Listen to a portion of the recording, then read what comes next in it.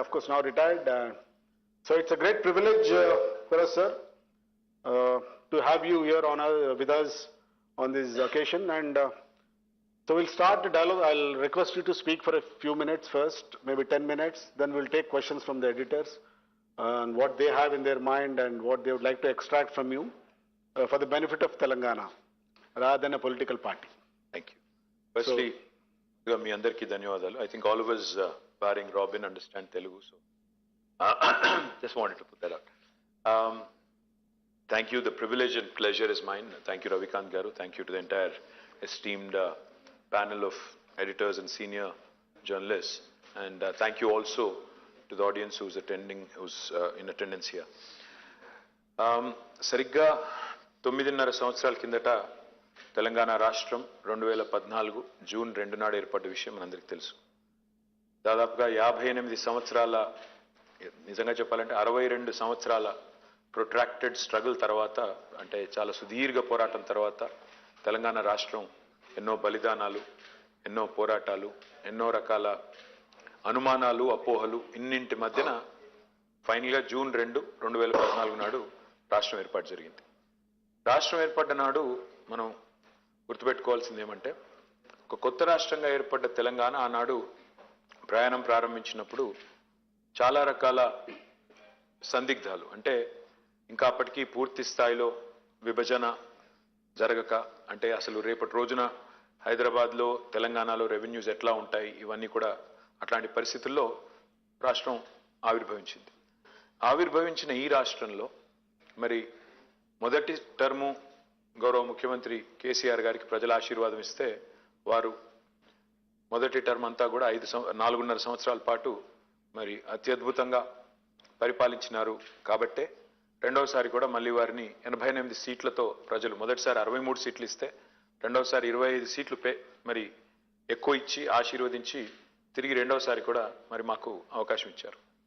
ఏం సాధించాము ఈ 9.5 సంవత్సరాలలో, ఎందుకు మీకు ఓటు వేయాలి అని ఎవరైనా అడిగితే, ఏంటి అసలు తెలంగాణ మోడల్ అంటే ఏంటి అని ఎవరైనా అడిగితే, నేను ముందుగా వారికి గుర్తు చేసేది ఏమంటే, ఇది కొత్త రాష్ట్రం, అది గుర్తుపెట్టుకోండి. 9.5 ఏళ్ల కిందట ఆవిర్భవించిన రాష్ట్రం.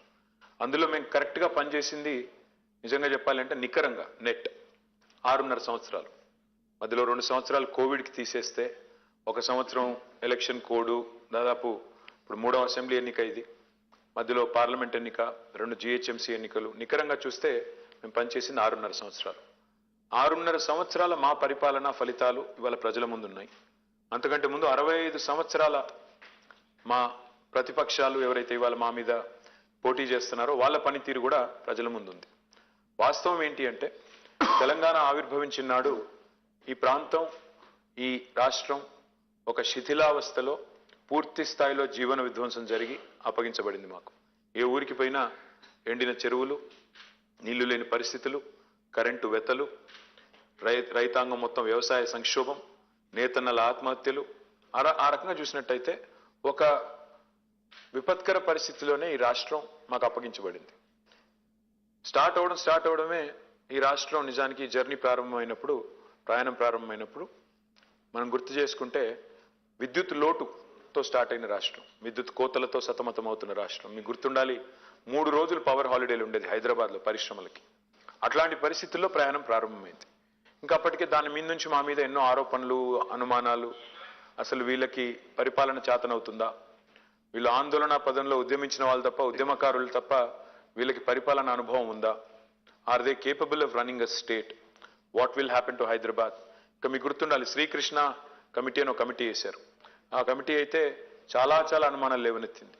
నక్సల్ రాజ్యం వస్తుందని ఒకసారి, హిందూ ముస్లిం గొడవలు అవుతాయని ఇంకోసారి, ఇట్లా రకరకాల అనుమానాలు, రకరకాల అభిప్రాయాలు వ్యక్తం చేశారు. అట్లాంటి మరి తెలంగాణ, అట్లాంటి అనుమానాల నీళ్ళ మధ్యన ప్రారంభమైన మా ప్రయాణం ఇవాళ చాలా విజయవంతంగా, the reason why I say విజయవంతం, in fact I call my state the most successful startup state of independent India. ఎట్లా, why do you call that, ఏ రకంగా అంటారు మీరు అంటే, మీరు వాళ్ళు చూస్తే తెలంగాణ యొక్క అచీవ్మెంట్స్ భారతదేశంలో ఏ రాష్ట్రంలో కూడా ఇంత ఘనమైన అచీవ్మెంట్స్ లేవు. 75 సంవత్సరాల భారతదేశంలో ఏ రాష్ట్రంలో ఇన్ని అచీవ్మెంట్స్ లేవు. తెలంగాణ ఇవాళ ఇంటింటికి నీళ్ళు ఇచ్చిన మొట్టమొదటి రాష్ట్రం 75 సంవత్సరాల్లో మన రాష్ట్రం. ప్రపంచంలోనే అతిపెద్ద లిఫ్ట్ ఇరిగేషన్ ప్రాజెక్టు కట్టిన మొట్టమొదటి రాష్ట్రం, మొట్టమొదటిగా ఏకైక రాష్ట్రం తెలంగాణ. మూడవది మరి మా తలసరి ఆదాయమే తీసుకుంటే, రాష్ట్ర తలసరి ఆదాయం తీసుకుంటే 1,14,000 రూపాయలు 2014లో. ఈరోజు కంట్రీలోనే హైయెస్ట్ 3,17,000. చాలా మంది అడుగుతారు తెలంగాణ మోడల్ అంటే ఏంటి, how do you define Telangana model? Telangana model is one which is holistic, integrated, inclusive and balanced. సమగ్ర, సమీకృత, సమ్మిళిత, సమతుల్య నమూనా, అభివృద్ధి నమూనా, సంక్షేమ నమూనా తెలంగాణ.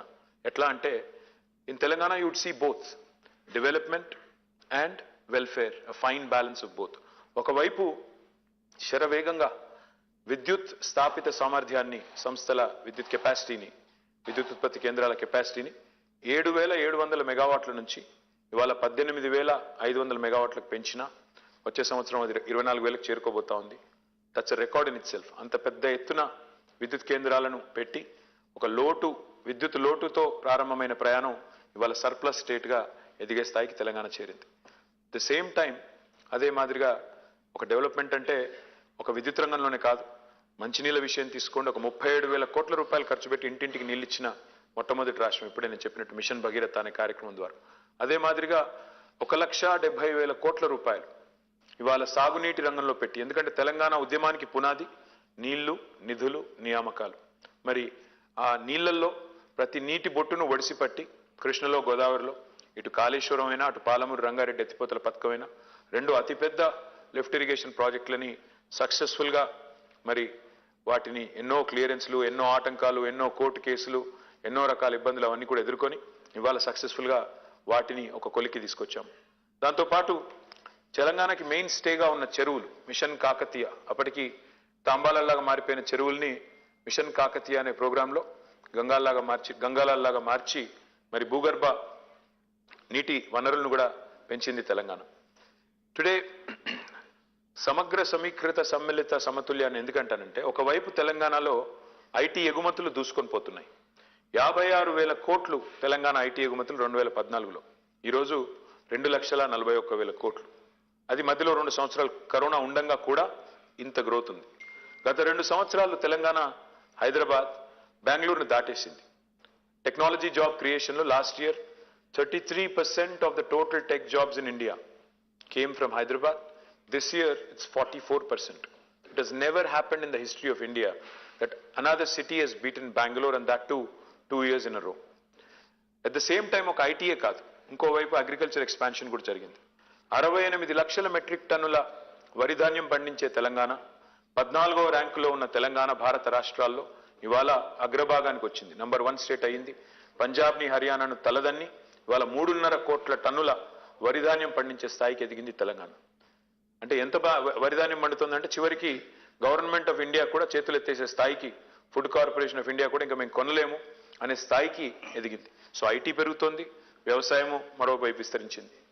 పరిశ్రమలు ఇబ్బడి ముబ్బడిగా వస్తా ఉన్నాయి. 24,000 పరిశ్రమలకి అనుమతులు ఇచ్చింది తెలంగాణ టీఎస్ ఐపాస్ అనే ఒక సంస్కరణ ద్వారా. 24 లక్షల ప్రత్యక్ష ఉపాధి అవకాశాల కల్పన జరిగింది.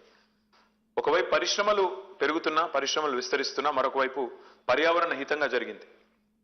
పర్యావరణంలో చూస్తే గ్రీన్ కవర్ తీసుకుంటే Telangana today has rare distinction. మనం highest green cover growth in last 10 years. ఇది నేను చెప్పడం కాదు, ఫారెస్ట్ సర్వే ఆఫ్ ఇండియా చెప్తుంది. 7.7%. A new forest of 5,13,000 acres has been created by this new state, which is again a record. మూడవది తెలంగాణ భూభాగం తీసుకుంటే మనం we are 11th largest geographically. Population paranga chuskunte we are 12th largest in the country. We are only 2.5% of India. We are only 2.5% of India in population. Kani our contribution to India's GDP is 5%. We are only 2.5% of India in population. But the number of awards we win in Panchayati awards, National Panchayati awards lo 30%. అంటే 3% కంటే తక్కువ జనాభా ఉండే తెలంగాణ 30% జాతీయ స్థాయిలో పంచాయతీ అవార్డులు గెలుచుకుంటుంది. At the same time ఇటు పల్లె ప్రగతి, ఇంకో పట్టణ ప్రగతి కూడా. పట్టణ ప్రగతిలో భారతదేశంలో ఇవాళ 2వ అత్యధిక అవార్డులు పొందుతోంది తెలంగాణ. స్వచ్ఛ సర్వేక్షణ 26 అవార్డులు. ఇవాళ మహారాష్ట్ర తర్వాత మనం, కానీ మహారాష్ట్ర మనకంటే గణనీయంగా పెద్ద స్టేట్. ఆ లెక్కను తీసుకుంటే దామాషా ప్రకారం చూస్తే మనమే నంబర్ 1. ఇంకోవైపు అభివృద్ధి సంక్షేమం. ఇంకో అరుదైన నమూనా ఈరోజు తెలంగాణలో మీకు కనబడుతుంది. ఒకసారి 25 ఏళ్ళు, మీరందరూ సీనియర్ జర్నలిస్టులు కాబట్టి 25 ఏళ్ళు మన ఉమ్మడి ఆంధ్రప్రదేశ్ కానీ తెలంగాణ కానీ హైదరాబాద్ బేస్డ్ జర్నలిస్టులు కాబట్టి మీరందరూ ఎవరు ఒక ముద్ర, తనదైన ఒక ముద్ర వేయగలిగారు ముఖ్యమంత్రులు గత 25 సంవత్సరాల్లో అంటే నన్ను అడిగితే ముగ్గురు. ఒకటి మొదలు చంద్రబాబు నాయుడు గారు 1999 to 2004. ఆ రోజుల్లో ఐటీ అనండి, ఇంకోటనండి, నేను 25 ఏళ్ళే చెప్తున్నాను కాబట్టి 99 అని చెప్తున్నాను, అది అంతకు ముందు నుంచే ఉన్నారు ఆయన. But 1999 to 2004 Chandrababu. ఆయనకు ఒక pro business, pro IT, pro urban image ఉండేది. 2004 తర్వాత డాక్టర్ వైఎస్ రాజశేఖర రెడ్డి గారు వచ్చిన తర్వాత he had a different image. He cultivated a different image. Pro poor, pro agri, pro rural. తర్వాత మళ్ళీ మధ్యలో వచ్చారు 2-3 ముఖ్యమంత్రులు, కానీ తర్వాత మళ్ళీ గుర్తుపెట్టుకునేది ప్రజలు కేసీఆర్ గారు. గత 9.5 సంవత్సరాలుగా కేసీఆర్ గారిలో స్పెషాలిటీ ఏంటంటే అటు చంద్రబాబు గారిలో ఉండే ఆ 3 లక్షణాలు, pro urban, pro IT, pro business, plus Rajasekhara Reddy గారిలో ఉండే 3 లక్షణాలు, pro poor, pro agriculture, pro rural. ఈ రెండింటి ఫైన్ బ్లెండ్ కనబడుతుంది మీకు కేసీఆర్ గారి government. That's why you see a fine balance. Palle Pragati, పట్టణ ప్రగతి, ఐటీ, వ్యవసాయం, ఒకవైపు డెవలప్మెంట్, మరొక వైపు అభివృద్ధి, ఒకవైపు మన పర్యావరణం, మరొక వైపు పరిశ్రమలు. ఈ అరుదైన సమతూకాన్ని సాధించిన రాష్ట్రం తెలంగాణ. మా GSDP, gross state domestic product, రాష్ట్ర స్థూల ఉత్పత్తి ఆదాయం 5,05,000 కోట్లు 2014లో. ఈరోజు 13,27,000 కోట్లు. తలసరి ఆదాయం ఇప్పుడే నేను చెప్పాను. GSDP highest growth in the country, highest per capital in the country. మరి ఇంకో మాట అనొచ్చు మీరు, అదేముంది అని, హైదరాబాద్ ఉంది కాబట్టి అంటారు కొంతమంది. వాస్తవం ఏంటంటే 2014లో తెలంగాణ ఏర్పడ్డ నాడు హైదరాబాద్ మినహా 9 జిల్లాలు కూడా, మిగతా 9 జిల్లాలు కూడా backward reason grant funds receive చేసుకునేది. వెనుకబడ్డ జిల్లాలు, భారత ప్రభుత్వం చేత వెనుకబడ్డ జిల్లాలుగా గుర్తించబడ్డ జిల్లాలు 9. వాటికి బీఆర్జీఎఫ్ గ్రాంట్స్ కూడా వచ్చేది. కానీ ఈరోజు 33 జిల్లాల తెలంగాణ తీసుకుంటే ప్రతి తెలంగాణ జిల్లా, నాట్ ఇంక్లూడింగ్ హైదరాబాద్ మినహాయించినా కూడా ప్రతి తెలంగాణ జిల్లా యొక్క per capita is higher than the national average. So that goes to show you that there has been all-round development. Telangana also had been very successful in reducing farmer suicides. ఇవాళ నేను చెప్పడం కాదు, భారత పార్లమెంట్లో అత్యల్పంగా రైతుల ఆత్మహత్యలు గణనీయంగా తగ్గి అత్యల్పంగా ఎక్కడ జరుగుతున్నాయంటే తెలంగాణ అని భారత ప్రభుత్వమే చెబుతోంది. ఆ రకంగా చూసినప్పుడు ఇట్స్ అన్ ఆల్-రౌండ్ డెవలప్మెంట్. ఇవాళ సంపద సమృద్ధిగా సృష్టించబడింది, ప్రజలు సంతోషంగా ఉన్నారు. చాలా యునీక్ ఇనిషియేటివ్స్, భారతదేశంలో ఇతిహాసంలో లేని యునీక్ ఇనిషియేటివ్స్, రైతు బంధు, దళిత బంధు, అదే మాదిరిగా 24 గంటల కరెంటు వ్యవసాయానికి, రైతు బీమా, ఇలాంటి యునీక్ ఇనిషియేటివ్స్ ఎన్నో తీసుకొచ్చింది తెలంగాణ ప్రభుత్వం. ఎందుకు మాకు ఓటు వేయాలి అంటే నేను చెప్పేది ఒకటే, అభివృద్ధి, సంక్షేమం, ఈ రెండింటి అరుదైన సమతూకాన్ని పాటిస్తూ భారతదేశంలోనే ఈరోజు అగ్రశ్రేణి రాష్ట్రంగా ఎదిగింది తెలంగాణ. కొంతమంది అంటున్నారు మార్పు కోసం మాకు ఓటేయండి అంటున్నారు. నేను వారిని అడిగేది ఒకటే, ఏ మార్పు కోసం? 6 నెలలకోసారి మారే ముఖ్యమంత్రి మార్పు కోసమా? లేదా 24 గంటల కరెంటు పోయి 3 గంటల కరెంటు తెచ్చే మార్పు కోసమా? స్కీములు పోయి స్కాములు వచ్చే మార్పు కోసమా? నిండిన చెరువులు పోయి ఎండిన చెరువులు వచ్చే మార్పు కోసమా? లేదా మళ్ళీ పచ్చని పొలాలు పోయి నెర్రెలు బారిన నేలలయ్యే మార్పు కోసమా? రైతును రాజు చేసిన తెలంగాణ నుంచి మళ్ళొకసారి వ్యవసాయాన్ని దండగా చేసి రైతుల ఆత్మహత్యలకు పురికొల్పే మార్పు కోసమా? ఏ మార్పు కోసం అడుగుతున్నారు? గుజరాత్లో 5 టర్ములు బీజేపీ ఉండొచ్చు, భారతదేశంలో 55 ఏళ్లు కాంగ్రెస్ పెత్తనం చెలాయించవచ్చు. కానీ కేసీఆర్ గారు 2 టర్ములు చేయంగానే మార్పు కావాలి, ఛాన్స్ కావాలి అంటున్నారు. ప్రజలు ఆలోచించాలి. గతంలో కరెంట్ ఇవ్వని అసమర్థులు, గతంలో తాగునీరు ఇవ్వని అసమర్థులు, గతంలో వ్యవసాయాన్ని పట్టించుకొని అసమర్థులు, 55 ఏళ్ళ అవకాశం ఇచ్చినా ఏమీ చేయని అసమర్థులకు ఓటేద్దామా? లేదా 6.5 ఏళ్లలోనే తనదైన ప్రస్ఫుటమైన ముద్రను ఈ రాష్ట్ర అభివృద్ధి సంక్షేమ ముఖ చిత్రంపై వేసిన కేసీఆర్ గారికి ఓటేద్దామా? ప్రజలు ఆలోచించాలి. ఇవాళ తెలంగాణ ప్రజలు మార్పు కోరుకున్నారు కాబట్టే తెలంగాణ వచ్చింది. ఇవాళ చెప్తున్న మార్పు ఏదైతే ఉందో 2014లోనే వచ్చింది. ఆ మార్పు వచ్చింది కాబట్టే ఇవాళ తెలంగాణ ప్రజలకి న్యాయం జరుగుతోంది. అందుకే నా విశ్వాసం ఏమంటే ఈ అభివృద్ధి, ఈ సంక్షేమం ఇట్లాగే కొనసాగాలి అంటే ముమ్మాటికి ఈ ప్రభుత్వం కొనసాగాలి, ఈ ప్రగతి ప్రస్థానం ఆగకూడదు. మళ్ళీ గతంలో విఫల ప్రయోగాలను, గతంలో విఫలమైన పార్టీల్ని మళ్ళీ తెచ్చి నెత్తిన పెట్టుకుంటే మళ్ళీ ఒకసారి తెలంగాణ ఇదివరకు ఒక్క తప్పు చేసినందుకే 58 ఏళ్లు క్షోభపడింది తెలంగాణ. 1956లో ఇష్టం లేని పెళ్లి ఒప్పుకున్నందుకే ఆనలోంచి బయటపడడానికి 58 ఏళ్లు పట్టింది.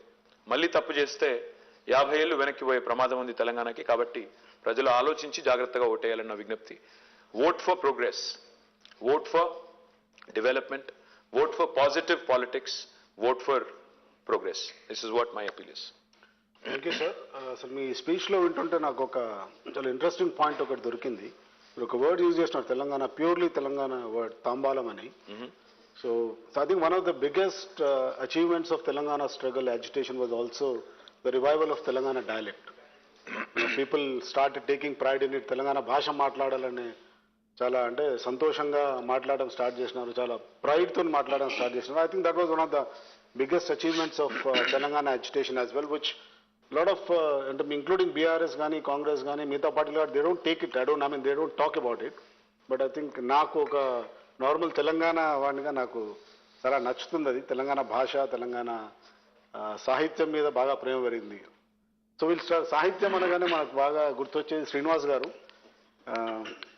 ఆంధ్రజ్యోతి ఎడిటర్ గారు. So will start with you sir. మీరు తెలంగాణ ఇడియం అనేది వాళ్ళ ఒక అంతరం ఎక్కింది. 10 సంవత్సరాలుగా తెలంగాణ వచ్చిన తర్వాత తెలంగాణ ఉద్యమం కోరుకున్న వాటిలో సెల్ఫ్ రెస్పెక్ట్ అనేది చాలా ముఖ్యమైన విషయం. అయితే కేటీఆర్ గారు మీరు 10 రోజులు ఉంది, ఇంకా 10 రోజులు, వారం రోజులు ఉంది, 6 రోజులు ఉంది. 6 రోజులు ఉంది. నేను రోజులు లెక్క పెట్టుకుంటున్నా. I wish you all the best in your efforts. Thank you. అయితే మీరు ఈ క్యాంపెయిన్ ఈ దశలో పోయినసారి కంటే, పోయిన ఎలక్షన్స్ కంటే, అంతకుముందు ఎలక్షన్స్ కంటే ఈసారి మీ ప్రచార పద్ధతి సరళి చాలా భిన్నంగా ఉంది. అంటే మామూలుగా కన్వెన్షనల్ వేలో రోడ్ షోస్ అవన్నీ బహిరంగ సభలు మాట్లాడుతున్నారు. అవి కాక you're trying to reach out so many sections. అవి ప్రత్యేకంగా అవి ఇన్నోవేషన్ కోసం చేశారా, లేదంటే ఆ సెక్షన్స్ మీరు చేసిన వీడియోస్ చూస్తే నిరుద్యోగులతోటి కానీ ఉమెన్ ఇష్యూస్ మీద మాట్లాడటం కానీ, ఒక సింగర్తో మాట్లాడటం కానీ ఇవన్నీ ఉన్నాయనుకోండి, ఇది ఏదైనా ఒక సమస్య, ఒక ప్రాబ్లమాటిక్గా ఉన్న అంశాలని, మీలో ఏదైనా డెఫిషియన్సీగా ఉన్న అంశాలని అడ్రస్ చేయడం కోసం చేస్తున్నారా? అంటే రెండు ఉన్నాయండి, అందులో 2 కోణాలు ఉన్నాయి. ఒకటి, ఈ మూస పద్ధతిలో ప్రచారం కొద్దిగా బోరింగ్ ఇస్తుంది సార్. నిజంగా రోజు వెళ్ళి అక్కడ ఉపన్యాసం ఇవ్వడం, చెప్పిన ఉపన్యాసమే మళ్ళీ తిరిగి చెప్పడం మాకు కూడా బోరింగే, ప్రజలకు కూడా. ఇవాళ మొత్తం సోషల్ మీడియా వచ్చిన తర్వాత, టెక్నాలజీ వచ్చిన తర్వాత, లైవ్ టెలివిజన్లు వచ్చిన తర్వాత నేను ఒక చోట మాట్లాడి ఇంకో చోట పోయే వరకు అదే ఉపన్యాసం మళ్ళీ చెప్తే వినేవాళ్ళు కూడా వినరు సరిగ్గా. కాబట్టి మూస పద్ధతి అది కొద్దిగా బోరింగ్ ఒకటి. ఇంకోటి నేను అనుకున్నది ఏంటంటే, ఈసారి మీరు అన్నారు కరెక్టే, కొంత అసంతృప్తి నిరుద్యోగుల్లో ఉన్నమాట వాస్తవం, నేను బుకాయించిన అది వాస్తవం. అట్ ద సేమ్ టైం మేనిఫెస్టోలో కొన్ని అంశాలు పెట్టి ఉండాలి అనే మాట ఏదైతే చెప్పారో, ముఖ్యంగా విమెన్ రిలేటెడ్ ఇష్యూ ఇంకా పెట్టి ఉండాలి అన్నారు. So I said let us work on that. అందుకే కూర్చున్నాం. అట్లా ఒక ప్రయత్నం చేశాము. మీరు సెల్ఫ్ రెస్పెక్ట్, డయలెక్ట్ రెండింటి గురించి ఇద్దరు మాట్లాడారు, మీరు రవికాంత్ గారు.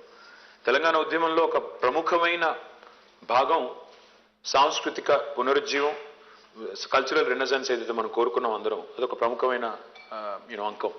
ఈరోజు నిజంగా గర్వంగా ఎక్కడ అనిపిస్తుంది అంటే ఒక ఆర్జేని విన్నా రేడియోలో ఇవాళ తెలంగాణ యాసలో ధాటిగా మాట్లాడుతున్నారు. ఇవాళ తెలుగు సినిమాలు ఇవి చాలా పాపులర్ మీడియం కాబట్టి, సినిమా అనేది గొప్ప ఎంటర్టైన్మెంట్ మీడియం కాబట్టి, తెలుగు సినిమా యాక్టర్లు ఇవాళ ఒకనాడు కేవలం కామెడియన్స్కి విలన్స్కి మాత్రమే పెట్టే తెలంగాణ యాస వాళ్ళ సెంటర్ స్టేజ్ అయింది. ఇవాళ మహేష్ బాబు గారు మాట్లాడుతున్నారు, తారక్ గారు మాట్లాడుతున్నారు, ఇవాళ బాలకృష్ణ గారు మాట్లాడుతున్నారు, ఎంతోమంది యాక్టర్స్ ఇవాళ మెయిన్ స్ట్రీమ్ యాక్టర్స్ కూడా చాలా ప్రౌడ్గా మాట్లాడుతున్నారు. కొత్త జనరేషన్ యాక్టర్స్ అయితే ఎలాగో మాట్లాడుతున్నారు, విజయ్ అంటే ఇంకా చాలామంది పిల్లలు కూడా చాలా బాగా మాట్లాడుతున్నారు. అట్లా చూసినప్పుడు you take a lot of pride. అంటే మా భాష, ఇంట్లో మాట్లాడే భాష బయట మాట్లాడే భాషకి చాలా తేడా ఉండేది గతంలో ఇదివరకు, ఇప్పుడు అది లేదు, which makes us feel proud. మీరు అన్నారు స్ట్రాటజిక్గానా, డెఫినెట్గా అందులో స్ట్రాటజీ కూడా ఉంది. ఏ సెక్షన్స్ అయితే మా నుంచి కొన్ని సమాధానాలు ఆశిస్తున్నారో, కొన్ని వివరణలు, కొన్ని సంజాయిషీలు ఆశిస్తున్నారో వాళ్ళతో కలవాలి, కలిసి వాళ్ళ మనసు తెలుసుకోవాలి. Plus at the same time మా వైపు నుంచి కూడా మా వర్షన్ వినిపించాలి. నిరుద్యోగుల గురించి వస్తే, భారతదేశంలో తెలంగాణ చేసినంత రిక్రూట్మెంట్ ఏ రాష్ట్రం చేయలేదు శ్రీనివాస్ గారు. గత 10 ఏళ్లలో 1,60,083 ఉద్యోగాల భర్తీ చేసింది తెలంగాణ. 4 కోట్ల జనాభా ఉన్న తెలంగాణ.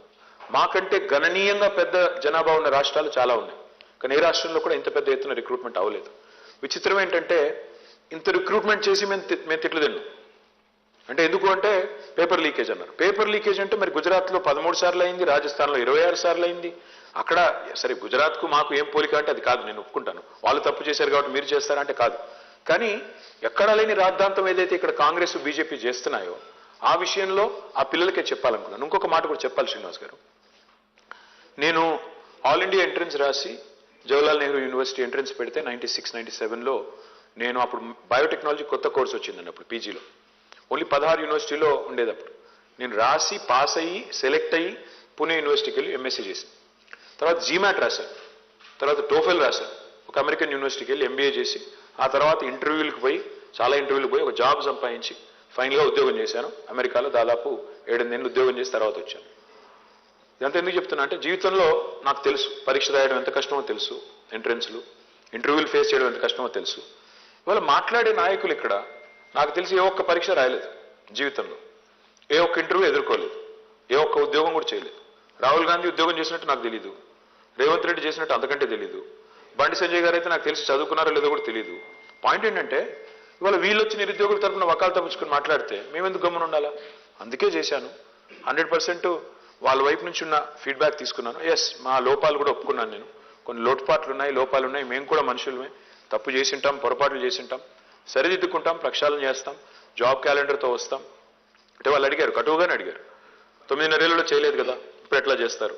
చెప్పాను, అవునండి కొన్ని మిస్టేక్స్ జరుగుతాయి, దాన్ని రెక్టిఫై చేసుకుని ముందుకు పోవడమే కదా మానవ జీవితం అంటేనే. తప్పులు పొరపాట్లు జరిగినప్పుడు రెక్టిఫై చేసుకుని ముందుకు పోవడమే కదా అని సంజాయిషి ఇచ్చినప్పుడు కొంతమంది సంతృప్తి పడ్డారు, కొంతమంది పడలేదు. But end of the day yes, it was outreach programme, అందుకే చేయాల్సి వచ్చింది. రీచింగ్ అవుట్ కాస్త ఎర్లీగా జరిగితే మీకు ఎక్కువ ఉపయోగం ఉండేది కదా. అంటే రాజకీయాల్లో సార్ ఒక మాట ఏంటంటే విచిత్రం అనిపిస్తుంది నాకు కూడా. ఇప్పుడు నేను చెప్పాను ఇంత డెవలప్మెంట్ జరిగిందని, డెవలప్మెంట్ను డినై చేసేవాళ్ళు ఒక్కరు లేరు. నేను జరుగుతున్నాను చూస్తున్నాను. హైదరాబాద్ డెవలప్ అవ్వలేదంటే అయిందంటారు, కరెంటు బాగా లేదంటే బాగా అయిందంటారు, రైతు బంధు రావట్లేదో వచ్చిందంటారు, సంక్షేమ పథకాలు వస్తున్నాయి అంటారు. మరి ఇంకా ఎందుకు అసంతృప్తి అంటే మానవ నైజం ఏంటంటే అయిపోయిన వాటన్నింటినీ పక్క దోసేసి మిగతా ఇంకా 1-2 ఏదైనా మిగిలింటే అది నాకు రాలేదు, నాకు ఇండివిజువల్గా మా ఊళ్ళో రోడ్డు పడింది, నాకేమిచ్చావు, ఇట్లా ఉంది. సో అల్టిమేట్ ఇదేంటంటే శ్రీనివాస్ గారు, నేను ఒకవేళ 6 నెలల ముందు చేసినా మీరు అనేది కరెక్టే, అప్పుడు కూడా ప్రయత్నం చేశాం కానీ కాకపోతే చెప్పాల్సినంత ఎఫెక్టివ్గా చెప్పలేదు. అంటే గ్రూప్ ఎగ్జామ్స్ విషయంలో నిరుద్యోగులు బాగా డిస్టర్బ్ అయిన సమయంలో, లేదంటే ప్రబలిక ఆత్మహత్య, రీజన్ ఏమైనా ఉండొచ్చు, ఆ టైంలో కనిపించిన రెస్పాన్స్ చూస్తే వాడు నిరుద్యోగులు చాలా ఆందోళనతో కలవరంతో ఉన్నారనేది అక్కడ కనిపిస్తున్న సారాంశం. ఆ టైంలోనే వాళ్ళకి ఒక ఓదార్పు దొరికింటే బాగుండేది కదా. ఎలక్షన్స్ ముందు వచ్చినప్పుడు మీరు చేయడం బెటర్ లేట్ దెన్ నెవర్ కదండి. ఓకే, అసలు నిరుద్యోగులు అంటే ఒక ప్రభుత్వం కొన్ని రంగాల్లో విఫలమైందని ఒప్పుకోవడం నిజంగా ఒక ప్రభుత్వాది నేతగా విఫలమైందని లేదు.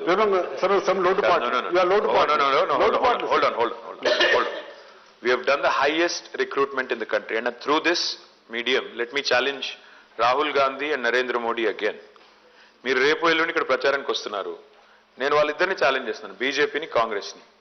మాకంటే ఎక్కువ రిక్రూట్మెంట్ చేసిన రాష్ట్రం గత 10 ఏళ్లలో భారతదేశంలో చూపెట్టి మాట్లాడండి, నోటికొచ్చినట్టు మాట్లాడకండి. మేము హైయెస్ట్ రిక్రూట్మెంట్ మేము చేశాము. I can produce all the data, I already put up in website ఓపెన్గా పారదర్శకంగా. విఫలమైంది ఎక్కడ అంటే టీఎస్పీఎస్సీ ఒక లీకేజ్ జరిగింది. ఆ లీకేజ్ ఎవరు పట్టుకున్నారు రవికాంత్ గారు? మా ప్రభుత్వమే పట్టుకుంది, మీడియా పట్టుకోలేదు, ప్రతిపక్షాలు పట్టుకోలేదు, మా ఇంటెలిజెన్స్ డిపార్ట్మెంట్ పట్టుకుంటే మేమే దాన్ని కప్పిపుచ్చకుండా తోసిపుచ్చకుండా మేమే 100 మందిని అరెస్ట్ చేయించాము, మేమే దాని ప్రక్షాళన దిద్దుబాటు చర్యలు తీసుకున్నాము. లోటుపాట్లు ఏంటి అంటే దురదృష్టం ఏంటంటే లీక్ చేసిన వాడు బీజేపీ వాడు. ఎవరైనా తప్పుందో ఇందులో రాజకీయ నిరుద్యోగులు ఎవరైతే జీవితాలతో ఆడుతున్నారో వాళ్ళే పోస్ట్పోన్మెంట్ అడుగుతారు, వాళ్ళే లీకేజీలు చేస్తారు, బదనాం మాత్రం మా మీద పెడతారు. ఇది కరెక్ట్ కాదు. ఓకే, లోటుపాట్లను ఒప్పుకున్నందుకు అసలు ఇంటర్వ్యూలు ఫేస్ చేయని నాయకులు మన దగ్గర ఉన్నారని మీరు అన్నారు. సో ఎన్డీఏ ఇంటర్వ్యూ దాకా పోయి వచ్చిన Sriram somehow became a journalist rather than an army officer. NDA, NDA. Yeah, NDA, not this NDA, National Defense. I didn't know you were interviewed for NDA, National Democratic Alliance. So Sriram, I think Kadagwasla. Yeah, Kadagwasla, of course. We would have met in Pune at that. I know. I stayed on the year there. I know. So I think the next question goes to Sriram, who has faced one of the toughest interviews in the country. Yeah. Sriram is a tough interviewer anyway. No, sir, I'm very sweet to you and you're my dear friend and I had said this before, I'm saying this now with 6 days ahead, that you are somebody everybody in Hyderabad takes pride on personally. People have said this, you have a leader like KTR. Ek bhija do humko. I don't think anybody can, as much as the development, the fact that you're the face of Hyderabad's transformation in the last decade. And yes, the rest is all politics. My question to you would be essentially this. If you go on a win in 6 days, the election will almost be over 6 days from now, what would be the three main reasons? And if you lose, I know you'll say it's not a chance, but what would be the three things that might have contributed to this kind of a... Like, I'm glad you guessed it right. I'm actually going to say I'm not going to lose, so therefore I'm not going to take that answer, give you that answer. What will contribute to my victory? Three things. I think people want a stable government and able leadership. And that's what we offer. That's what our leader offers. That's what this government offers. Stability and ability. That is one high, first factor. Second thing is performance, track record. We have a credibility. అంటే మాట చెప్తే నిలబెట్టుకున్నాం. మేము రైతు బంధు చేస్తాము అని చెప్పాము. Despite so many things, we have done it. రైతు రుణమాఫీ అని చెప్పాము. 2 టర్మ్లు చేశాము. ఇప్పుడు సెకండ్ టర్మ్లో దాదాపు 75% అయింది, ఇంకో 25% మిగిలింది. అది కూడా చేశాం. So credibility. And the third and most important thing, if you ask me, the pride that our leader invokes in the people of Telangana. I think that's more important. Today when you look at KCR, you're remembered, you remember because you know the day is not very far. 29 నాడు KCR గారు November 29 నాడే ఆయన fast and to death start చేసింది. దీక్షా Divas as we call it.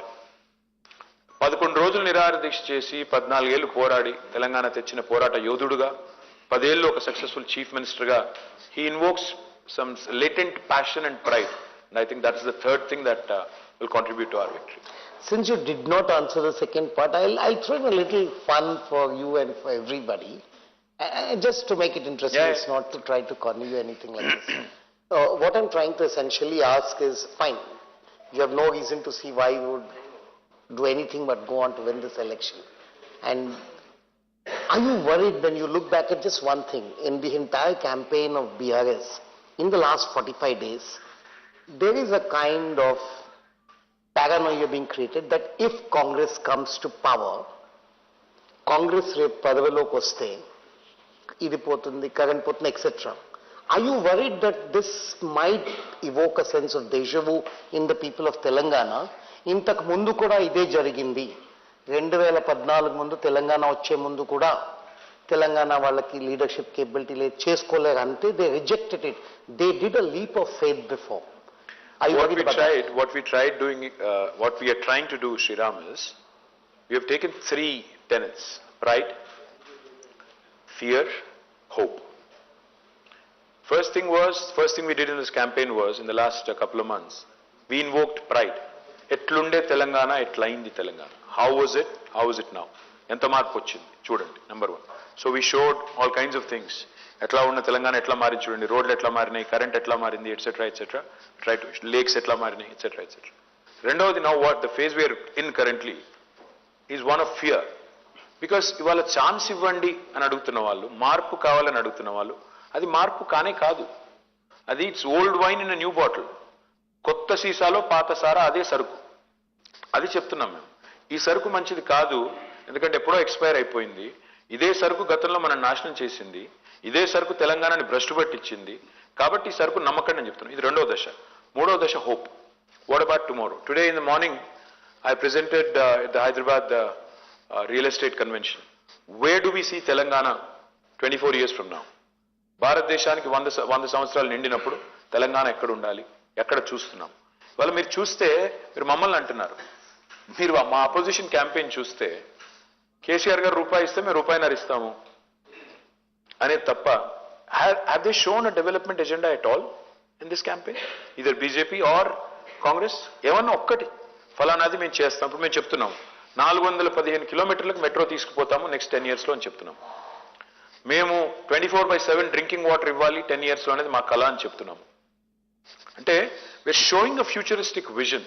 So there are 3 components: pride, fear, hope. So what you are dwelling on, maybe that caught your attention, maybe not the pride part, but we take a lot of pride in our achievements. We are also invoking fear on the opponent's abysmal track record. And of course, we'll invoke hope about why after we elected, how we can take it further up. And if you see our campaign slogan, we're saying let's go from good to great. Sadinchindi chala undi, sadinchaల్సింది ఇంకా ఉంది. So what that means is essentially, ummid pe duniya kaayam hai, and there is always hope in BRS doing very well in the next term. Okay, ఎట్లుండే Telangana, ఎట్లయింది Telangana slogan అయితే చాలా very catching ఉంది sir. So Vasu గారు I think 30 years నుంచి చూస్తున్నారు తెలంగాణ ఎట్లా ఉండే ఎట్లయిందని. Maybe Vasu can take off from where he left. You have narrated in multiple interviews, conversations, public meetings, what all you have done. I'm asking what we asked you in a different way. Okay. What are the three things that you think you could have probably done better, you have failed? I mean, I'm sure there are areas where there are scope for you would agree for sure that Absolutely. You haven't done perhaps as well as you would have liked, or you have completely failed. Can you tell us what is state antara, Hyderabad antara, etla antara? State antara. Telangana since 2000, State ante since you were in power. Srinivas garu annadi. And let me ask you one more small supplement. Between 2014, 18 and now, you are claiming you will win 80, they are claiming Revan says he will win 80, but realistically speaking, do you agree that this perhaps the toughest election that TRS is facing? Right, so I'll take your first question first. నేనేమంటున్నా వాసన, మీరు ఈ మూడు పనులు చేసింటే ఏం చేస్తుంటే బాగుండేది, ఏం మిస్ అయ్యారు అన్నారు కదా. ఒకటి, భారతదేశంలోనే అత్యధికంగా ఉద్యోగాలు ఇచ్చినప్పటికీ ఆ పర్సెప్షన్ ఏదైతే క్రియేట్ అయిందో మేమేదో చేయలేకపోయాము అనేది, అది బెటర్ హ్యాండిల్ చేసి ఉండాలి. పర్సెప్షన్ మేనేజ్మెంట్ అది మేము ఇంకా బెటర్ చేసి ఉండాలి. డెఫినెట్గా దాంతో నేను ఏకీభవిస్తాను. రెండవది, మేము పోయిన 2 టర్మ్లో మీరు తీసుకుంటే ఆ కోవిడ్ ఇదంతా తీసేస్తే నిజంగా కూడా మేము ఫోకస్ చేసిందంతా కూడా ఇన్ఫ్రాస్ట్రక్చర్ పైన, పవర్ కానీ, ఇరిగేషన్ కానీ, డ్రింకింగ్ వాటర్ కానీ, రూరల్ అగ్రి సెక్టర్ మీద బాగా ఫోకస్ పెట్టాము, బాగా చేసాము. ఐ థింక్ అర్బన్ ఇన్ఫ్రాలో ఇంకా కొంత చేయాలి. ఇప్పుడు ఉదాహరణకు హైదరాబాద్లో నేను I should have done lot more in drainage systems and flood management system. That is going to be my top priority for next term. మూడవది నన్ను అడిగితే ఇంకా ఏం చేసి ఉండాలి అంటే, మేము ఇది ఒక వీక్నెస్ అనుకోండి, ఇతర రాష్ట్రాల్లో ప్రతిపక్షాలు ఎక్కువ తక్కువ మాట్లాడితే తొక్కేస్తున్నారు, మేము అది చేయలేదు. అది కూడా ఒక రకంగా వీక్నెస్ అనుకోవాలి రాజకీయంగా. సో అది మేబీ చేసి ఉండాలి. ఎందుకంటే ఇవాళ మమ్మల్ని యూట్యూబర్స్ కూడా ఐ థింక్ మంచితనాన్ని కూడా అసమర్థత అనుకునే రోజులు ఇవి. మంచిగా ఉంటే ముఖ్యమంత్రిని బూతులు తిడుతుంటే కూడా పడుతుంటే అసమర్థత, వీళ్ళకి చేతగాంతనం అనుకునే రోజులు. So maybe we should take a relook at it, because డెఫినెట్గా వాక్ స్వాతంత్రాన్ని కూడా ఇవాళ బూతులు తిట్టడానికి, అంటే freedom of expression is not right to abuse. నోటికి వచ్చినట్టు బూతులు తిట్టే యూట్యూబర్లు, నోటికి వచ్చినట్టు జర్నలిజం పేరుతో మా మీద ఎజెండా డ్రివెన్ పాలిటిక్స్, దాన్ని బాగా టాలరేట్ చేసాం. అది తప్పేమో అది కూడా. My second question. Second question was toughest election అంటారా? Oh, see, 63 మాకు మొదటిసారి వచ్చింది, 88 మాకు రెండోసారి వచ్చింది. మీకు గుర్తుంటే ఇవాళ మనకి ఎప్పుడైనా ఏమనిపిస్తుంది అంటే హైండ్ సైడ్ 2020 అంటారు కదా, వెనక్కి తిరిగి చూసుకుంటే అంతా సాఫీగా క్లియర్ కనబడుతుంది. 2018లో కూడా సేమ్ బిల్డప్, కొత్త ఏం లేదు. చంద్రబాబు నాయుడు గారు వచ్చారు ఆ రోజు, కాంగ్రెస్తో పొత్తు పెట్టుకున్నారు, కమ్యూనిస్టులతో పొత్తు పెట్టుకున్నారు, మహాకూటమి, ఉత్తమ్ కుమార్ రెడ్డి గారు నేను గడ్డం తీయని అంటాడు. The ground was different. No, I'll tell you what, it's always perspective. When you're in the midst of it, it always looks tough. ఆ రోజు మహాకూటమి అంటే అప్పుడు చంద్రబాబు వచ్చారు, ఏమైపోతుందో, 500 కోట్లు తెచ్చాడు, ఏమైపోతుందో, ఇవన్నీ ఉండే బిల్డప్. ఏమైంది ఫైనల్గా? నేనేమంటున్నా అంటే అందులో ఉన్నప్పుడు, నిమగ్నమైనప్పుడు అనిపిస్తుంది. ఇవాళ కూడా నేను అథారిటేటివ్గా కాన్ఫిడెంట్గా చెప్తున్నాను, ఇది గుర్తుపెట్టుకోండి. ఈ బిల్డప్ ఏదైతే జరుగుతుందో, ఏదో జరిగిపోతుంది, ఏమో అయిపోతుందని, it's a mind game that is played by కొనుగోలు, ఆ కనుగోలు ఆయన పేరేంటో ఆయన తప్ప. కాంగ్రెస్ పొడిచింది ఏమీ లేదు. కాంగ్రెస్లో 3 సర్వేల్లో యావరేజ్ తీస్తే 70 నుంచి 82 మందిని గెలుస్తున్నాము. నాకు తెలిసి ఇంకో 1 వీక్లో మా బాస్ అంతా ఇంకా 30 కాన్స్టిట్యూన్సీలు కవర్ చేస్తున్నారు. ఇంకో 7 పెరిగితే లాస్ట్ టైం వస్తుంది, లేదంటే ఇంకో సీట్ ఎక్కువ వస్తుంది తప్ప తక్కువ రాదు.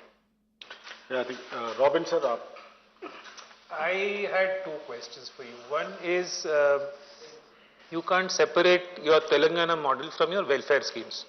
It's a key part of your entire Telangana model. I wonder if you are promising more than what you can deliver. One. Second, I mean, how long can you keep schemes like these going for a long term? Because we're talking about the future of Telangana as well. Point number 1. Point number 2, Uh, there is of course a political element to your welfare schemes also. You expect some political benefit, nothing wrong in that. But don't you think there is a law of diminishing returns that sets in when you keep certain welfare schemes going for a long time? When people start seeing it as a right, and which is, and perhaps rightly so, they see it as a right rather than some kind of favor that the government is doing to them. That is one. The second question is something that you had once told me, that one of your weak points, and you had openly spoken about this, is are the young in Telangana, many of whom may not have seen the struggles of the Telangana movement, and so they don't have that kind of connect, that emotional connect with BRS. You said that you created a lot of jobs, but yet unemployment is a political issue that has come up in this election, perhaps because a large number of people expect government jobs. Again, I think you are, my assumption would be that you promised more than what you can deliver in terms of, many governments have, in terms of government jobs to, especially to the rural youth. Well, I'll take the second question first. Memo, what we promised, Robin, was that lakhs of government employment would be available, and we have delivered on that. 2,32,000 is the number of jobs for which notifications have been issued, out of which recruitment has been completed for 1,60,083 jobs. 42,000 vacancies are still with us. We are in fact the state, I think the state with the least amount of vacancies in the entire country in government sector. And another 70,000 odd are in process, in motion, because of a variety of reasons. Some where the judiciary has intervened, some where the exams have been delayed for a variety of reasons. Despite that, we have delivered to a large extent on the promise. I can't say we've delivered 100%, but we've delivered to a large extent. Yes, but there is perception that we have not done enough. I agree on that. And that's what I was saying when I agreed with Srinivas. Sorry if I repeated the question. No, that's all right. So that's exactly what I was saying when I told him that we could have managed that perception better. Maybe we could have stepped in slightly before and spoken and engaged with all these youngsters. That's the second part. Now on the private sector, the fact is we have probably delivered more jobs. I mean, I'm talking about sort of a pro rata population sort of basis, probably more than many other states in India, because we've been very progressive. We are looked at as one of the most dynamic states in the country, which is very, very pro-business and, very, very quick. So that way again, we have created number of avenues for youngsters who can come in and avail them. Again, maybe perception that other people, other state people are coming here and taking away the jobs, etc., which also has been created, is also true to an extent. Now going back to your first question about welfare schemes and how long can you go on, law of diminishing returns. Robin, why do we do welfare in the first place? This country where we sit, India, has seen some terrible things in the past. And Indiramma Rajyam is what my opponent says. Indiramma Rajyam is when Naxalism was ripe. Why? What was the reason for Naxalites to take up arms? क्यों? क्योंकि इतना गरीबी था, इतना लाचारी था, इतना बुरा हालत था, और कोई पानी नहीं था खेती के लिए. The situation was so bad that people actually had to resort, because the social imbalance that got disturbed and people got distraught and they had to take up arms. Point I'm trying to make is, India today has the largest number of poor people on the planet. Whatever Modi would like us to believe. No, I don't question the fact is, I'm saying is it feasible? I'm coming to it.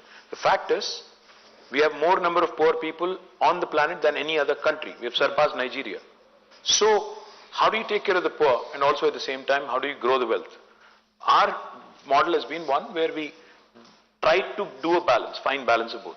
We ensured that the poor, the vulnerable are taken care of, their basic subsistence is taken care of. And so we started a number of programs. Now, how long can you go on? I think once the upliftment starts happening, our ideologue, one of my favorite people, Professor Jaishankar, told me once. He said there are 3 levels in the sociological evolution of a human being or an institution. First is self-sufficiency, second is self-respect, third is self-rule. So जब self-sufficiency हो जाएगा, next will come self-respect, and then people will say, नहीं मुझे तुम्हारा ये नहीं चाहिए. There will come a time. Don't worry, there will come a time. Don't undermine the intellect of a common man in India. That time will also come. Don't worry about it. To carry forward what he said, we have been doing well on the economic parameters, as you mentioned, GST, etc. But when you take the social indicators, the Hindu, for example, carried a report 3 days back. You believe everything Hindu writes? No, it's based on data. Oh, no, he said no. No, I'm saying it's based on solid data provided by the state government, by the Niti Aayog and the Ministry of Family Health. There are 3 things there. One is infant mortality. It has come down drastically. No, let me point out. One is infant mortality, the other is girl child education, and there is one more relating to health insurance, something like that. On all these parameters, we have either remained static. No, sorry. At least that's what the data suggests, or we have. Either they misrepresented or you misread. I can tell you. No. I'll tell you. Let me clarify. No. On the economic parameters, we are in the first 1 to 5. There is no doubt about it. But in this category, we are perhaps in the bottom half. Absolutely not. In fact, we are in the top 3. Kerala is ranked number 1. Tamil Nadu is ranked number 2. We are ranked number 3 on health parameters. And this is Niti Aayog's ranking. I can substantiate it in the next 5 minutes and give it to you. In fact, we are the state which has reduced infant mortality to the highest extent. In fact, let me also put it in context for you. We were ranked 11th when this new state came into being. On health, we were ranked 11th. Now we have risen to 3rd. And very soon we are going to be number 1. IMR has come down drastically, infant mortality rate. Maternal mortality rate has come down drastically. Institutional deliveries have increased from 31 to 62. So we are doing rather well on health. Please rest be assured. Yes, we are not doing as well on literacy. But, and there is a reason why the data is misleading. Because mana education etla chestamante, school education department okatundi, and then we have welfare departments. The number of Gurukul schools that we have set up, 1027 Gurukul schools. Unfortunately, the quantum of money we are investing there is not showing in the education numbers. So what they do is they'll calculate the education budget, not the welfare department budget which goes towards these Gurukul schools. So I can assure you, we'll be in the top 3 in both. It can be dovetailed, right? Unfortunately, that's not how Niti Aayog or other agencies work. So probably next time we have to sit with our planning department and do it. So since you're talking about Gurukul schools and how we have done, I think I should remind you of one great school. Surveil, and that's your school, I know. That's my school as well. That you have really done well. I think India's best schools, I mean the best infrastructure you have created in the government sector, there's no doubt. Thank you for that, and maybe Undru Narasimha Rao garu will go, me question, sir. Sir. సిటీకి సంబంధించి ఒక ప్రశ్న అడుగుతాను. అయితే మొత్తం స్టేట్లో 3 కోట్లు ఉంటే ఇక్కడే 1 కోటి చిల్లర వాటర్స్ ఉన్నారు. మీరు వచ్చిన తర్వాత రోడ్ నెట్వర్క్ బాగా డెవలప్ అయింది, నో డౌట్ అందులో. కొన్ని నాలాల విస్తరణ, నెంబర్ 2 చెరువులు గొలుసు కట్టుగా చెరువులుగా చేయకపోవటం, నెంబర్ 3 మూసి అభివృద్ధి. ఈ 3 ఎందుకు చేయలేకపోయారు? అంటే సార్ ఆనెస్ట్లీ మీరు అన్నది కరెక్ట్. రోడ్లు బాగా చేశాము, కరెంటు బాగా చేశాము, తాగునీరు బాగా చేశాము, ఇంకా కొన్ని ఇన్ఫ్రాస్ట్రక్చర్ వనరులు కూడా చేశాము. మా ఏదన్నా చేయలేనిది నేను సరిగ్గా చేయందంటే అది కూడా స్టార్ట్ చేశాను. స్ట్రాటజిక్ నాలా డెవలప్మెంట్ ప్రోగ్రామ్ అని ఒక 1000 కోట్లు ఖర్చు పెట్టాం. కానీ హైదరాబాద్లోని నాలాలు ఆధునీకరించాలి, అన్ని చేయాలి అన్నప్పుడు దాదాపు 20,000 కోట్లు ఫ్లడ్ మేనేజ్మెంట్ సిస్టమ్ కానీ అదేవిధంగా డ్రైనేజ్ సిస్టమ్ కానీ చేయాలంటే 20,000 కోట్లు పడుతుంది. కానీ ఇంకొక ముఖ్యమైన పని చేశాను సార్ నేను. హైదరాబాద్ టుడే మనం ఒక్క నగరం భారతదేశంలో 100% సివరేజ్ ట్రీట్మెంట్ చేస్తున్న ఒకే నగరం హైదరాబాద్ ఈరోజు. అది కూడా గొప్ప అచీవ్మెంట్ అండి. ఎందుకంటే ఈ చెరువులు బాగుపడాలి అంటే ముందు చేయాల్సింది సివరేజ్ ట్రీట్మెంట్. 2000 MLDల సివరేజ్ ఉత్పత్తి అవుతుంది హైదరాబాద్లో ప్రతిరోజు. ఇవాళ 100% సివరేజ్ ట్రీట్మెంట్ చేస్తున్న ఒకే నగరం. కంపారిజన్ కోసం చెప్తున్నాను, బాంబే చేసేది కేవలం 9%. 9 మాత్రమే, 91% సముద్రంలోకి వదిలేస్తారు. హైదరాబాద్ 100% చేస్తుంది. సో నెక్స్ట్ టర్మ్ చేయాలనుకుంటుంది ఏంటంటే మూసి, అదేవిధంగా ఈ ఫ్లడ్ మేనేజ్మెంట్. అయితే ఎందుకు చేయలేకపోయారు? నిజంగా చెప్పాలి అంటే, ఆనెస్ట్గా చెప్పాలి అంటే, కోవిడ్ కనుక రాకపోయింటే 1000% చేసేవాళ్ళం. కోవిడ్ వల్ల 1,00,000 కోట్ల నష్టం వచ్చింది బడ్జెట్కి. వచ్చిన తర్వాత కోవిడ్ టైంలో సంక్షేమం ఆగకూడదు, రైతు బంధు ఆగకూడదు, ఆసరా ఆగకూడదు, కళ్యాణ లక్ష్మి ఆగకూడదు, ఆసరా పెన్షన్లు ఆగకూడదు. కాబట్టి ఇతర కార్యక్రమాలు చేసేదానికి మాకు టైం దొరకలేదు, స్పేస్ కూడా దొరకలేదు. ఇంకొక మాట ఏంటంటే, ఇక మా కేంద్ర ప్రభుత్వమే మా మెడ మీద కత్తే పెట్టింది. ఒక శత్రు దేశం మీద విధించిన ఆంక్షలు, ఆర్థిక ఆంక్షలు, ఎకనామిక్ శాంక్షన్స్ అంటారే, అంత స్థాయిలో మా మీద విధించి, నేను నిర్మలా గారు స్ట్రైట్గా చెప్పారు కదా, చాలా బాహాటంగా చాలా ఓపెన్గా చెప్పారు, వాళ్ళు మోటార్లకి మీటర్లు పెట్టలేదు కాబట్టి మేము ఇవ్వలేదు. అంటే అన్యాపదేశంగా వాళ్ళు, ఆమె కాంగ్రెస్ను కూడా ఇరికిచ్చింది. రాజస్థాన్లో మీటర్లు పెట్టారు, రేపు ఇక్కడ కూడా పెడతారేమో కాంగ్రెస్ వాళ్ళు మోటార్లకు మీటర్లు, అది కూడా చూడాలి. కాబట్టి మేము ఈ అన్ని కారణాల వల్ల చేయలేకపోయాం. బట్ నెక్స్ట్ టర్మ్ తప్పకుండా చేస్తాం. అనుకుని చేయలేకపోయినా ఏమన్నా ఉన్నాయి సార్ సిటీకి సంబంధించి? అనుకుని చేయలేకపోయింది సిటీలో అంటారా? సిటీలో రక్షణ శాఖ భూములు ఇవ్వలేదండి. నాకు అది చాలా చాలా ఇష్టమైన సబ్జెక్టు, ఇంట్రెస్ట్ ఉన్న సబ్జెక్టు. ఆ 2 స్కైవేలు కట్టాలని ఉండింది. ఏది ప్యాట్నీ నుంచి కొంపల్లి దాకా, ఇటు జేబీఎస్ నుంచి జూబ్లీ బస్ స్టాండ్ నుంచి తూముకుంట దాకా. దాదాపు 10 సార్లు కలిశాను కేంద్ర మంత్రుల్ని, రక్షణ మంత్రుల్ని, ప్రధానమంత్రిని. లిటరలీ చెవిటివాడి ముందు శంఖం వదినట్టే అయింది. అసలు ఒప్పుకోలేదు, ఇవ్వలేదు. అదొకటి బాగా బలమైన కోరిక చేయాలని. మరి వచ్చే సంకీర్ణ ప్రభుత్వం వస్తే మా రోల్ ఉంటే ఈసారన్నా అవుతుందేమో అని ఆశించాలి. కనెక్టివిటీ గురించి మాట్లాడుతూ ఇప్పుడు సిలిండర్ 400 రూపాయలు అన్నారు మీరు. ఈ 400 రూపాయలు మేనిఫెస్టోలో పెట్టారు. 4 ఏళ్ల ముందే మీరు చేస్తుంటే మహిళల మీద ఇంకా ప్రభావం ఉండు అని మీరు ఏమైనా ఎప్పుడైనా భావించారా? అంటే ఏ అస్త్రం ఏ పటాకు ఎప్పుడు కావాలో అప్పుడు కావాలి కదా సార్. ఇప్పుడే కలిసి ఇప్పుడు మేమేం చెప్పాము, ఎందుకు దానికి లాజికల్ గా చెప్పాము. మోడీ గారు ఆ రోజు ఏమన్నారు, 2014లో సిలిండర్ ధర బాగా పెరిగిపోయింది, మన్మోహన్ సింగ్ గారు కంట్రోల్ చేయలేకపోతున్నారు, సిలిండర్కి నమస్కారం పెట్టి నాకు గుద్దండి అన్నారు. అందరూ గుద్దారు. ఈయన వంగోబెట్టి అందరినీ గుద్దాడు. 400 1200 చేశాడు, 800 పెంచాడు. మేమేమంటున్నాం, ఆ పెరిగిన 800 మేము భరిస్తాం, 400కే ఆ రోజు ఉన్న రేటుకే ఇస్తామని చెప్తున్నాం. సరే ఎప్పుడో చేసింటే బాగుండేది అంటే బాగానే ఉండేది. కాకపోతే ఇప్పుడు సందర్భం వచ్చింది, డెఫినెట్గా చేస్తే బాగానే ఉంటుంది. ఇప్పటికైనా బెటర్ లేట్ దెన్ ఎవరు అంటారు కదా, ఇప్పుడు చేద్దాం. నిరుద్యోగులు ఇప్పుడు 2.5 లక్షల ఉద్యోగాలు ఇచ్చామంటున్నారు. లేదండి, 1,60,083 పూర్తయింది. 2,32,000 ఉద్యోగాలకి నోటిఫికేషన్ ఇచ్చారు. 1,60,000 అంటే చాలా ఎక్కువ ఇచ్చినట్టే. అయినా కూడా ఇంతకు అసంతృప్తిగా ఉన్నారు వాళ్ళు. అదే చెప్తున్నాను, alignment of expectations and achievement. అంటే ఆశించింది ఇక్కడ ఉండి అచీవ్ చేసింది ఇక్కడ ఉన్నప్పుడు సహజంగా ఉంటుంది. అంటే భారతదేశంలో నిజంగా కూడా ఈ మాట కొద్ది చెప్పాలండి, 145 కోట్లండి మన జనాభా. కేంద్ర ప్రభుత్వంలో ఉన్న ఉద్యోగాల సంఖ్య మొత్తం ఎంత అంటే 59 లక్షలు, including arm forces, including railway మొత్తం కలిపితే. తెలంగాణలో ఎంత? తెలంగాణలో మొత్తం కలిపితే ఇవాళ ఆర్టీసీ కూడా కలిపాం కాబట్టి మరి regular full time employees 3.5 lakhs, part time అయ్యి అన్ని కలుపుకుంటే 1.5 lakhs, మిగతా కార్పొరేషన్లు అన్ని కలిపితే కూడా ఇంకో 2 lakhs ఉంటాయి. సో మొత్తం కలిపి 7.5 లక్షలు అప్రాక్సిమేట్, సబ్జెక్ట్ టు కరెక్షన్. మొత్తం జనాభా ఎంత? 4 కోట్లు. పర్సెంటేజ్ టర్మ్స్లో ఎంత ఉంటుంది గవర్నమెంట్ ఎంప్లాయ్మెంట్? అయినా వీళ్ళకి 38 నుంచి 40% బడ్జెట్ అంతా పోతుంది వీళ్ళ శాలరీస్, పెన్షన్స్కి. పాయింట్ ఏంటంటే ఇక్కడ ఫైన్ బ్యాలెన్స్ అనేది స్ట్రైక్ చేయకపోతే జనాభాలో ఎంతమంది గవర్నమెంట్లోకి వస్తారు. ఇంకొక మాట ఇక్కడ చెప్పాలి సార్, మీరు ఇవాళ ఉదయం చూశాను 40 లక్షల నిరుద్యోగుల ఆక్రోశం అది ఇదని. సార్ టీఎస్పీఎస్సీలో రిజిస్టర్ అయింది 30 లక్షలు మాత్రమే. ఒకటి, రిజిస్టర్ అయిన ప్రతి ఒక్కరు నిరుద్యోగి కాదండి. పార్ట్ టైం ఉద్యోగం చేస్తూ, ప్రైవేట్ ఉద్యోగం చేస్తూ, గవర్నమెంట్లో కూడా ఒక ఉద్యోగం చేస్తూ మరొక ఉద్యోగానికి అప్లై చేసుకునే వాళ్ళు కూడా ఉన్నారు. కాబట్టి రిజిస్టర్ అయిన ప్రతి ఒక్కరు నిరుద్యోగం తప్పు. 3వ పాయింట్, మేము గ్రూప్ 1 పెట్టాము. పెడితే మొదటిసారి వచ్చింది 3.5 లక్షలు, రెండోసారి కండక్ట్ చేస్తే వచ్చింది 2,30,000. గ్రూప్ 2, గ్రూప్ 3, గ్రూప్ 4 ఇంకా ఇతరత్ర ఎగ్జామ్లు అన్ని కలిపితే మొత్తం హాజరైన అభ్యర్థుల సంఖ్య 12 లక్షలు.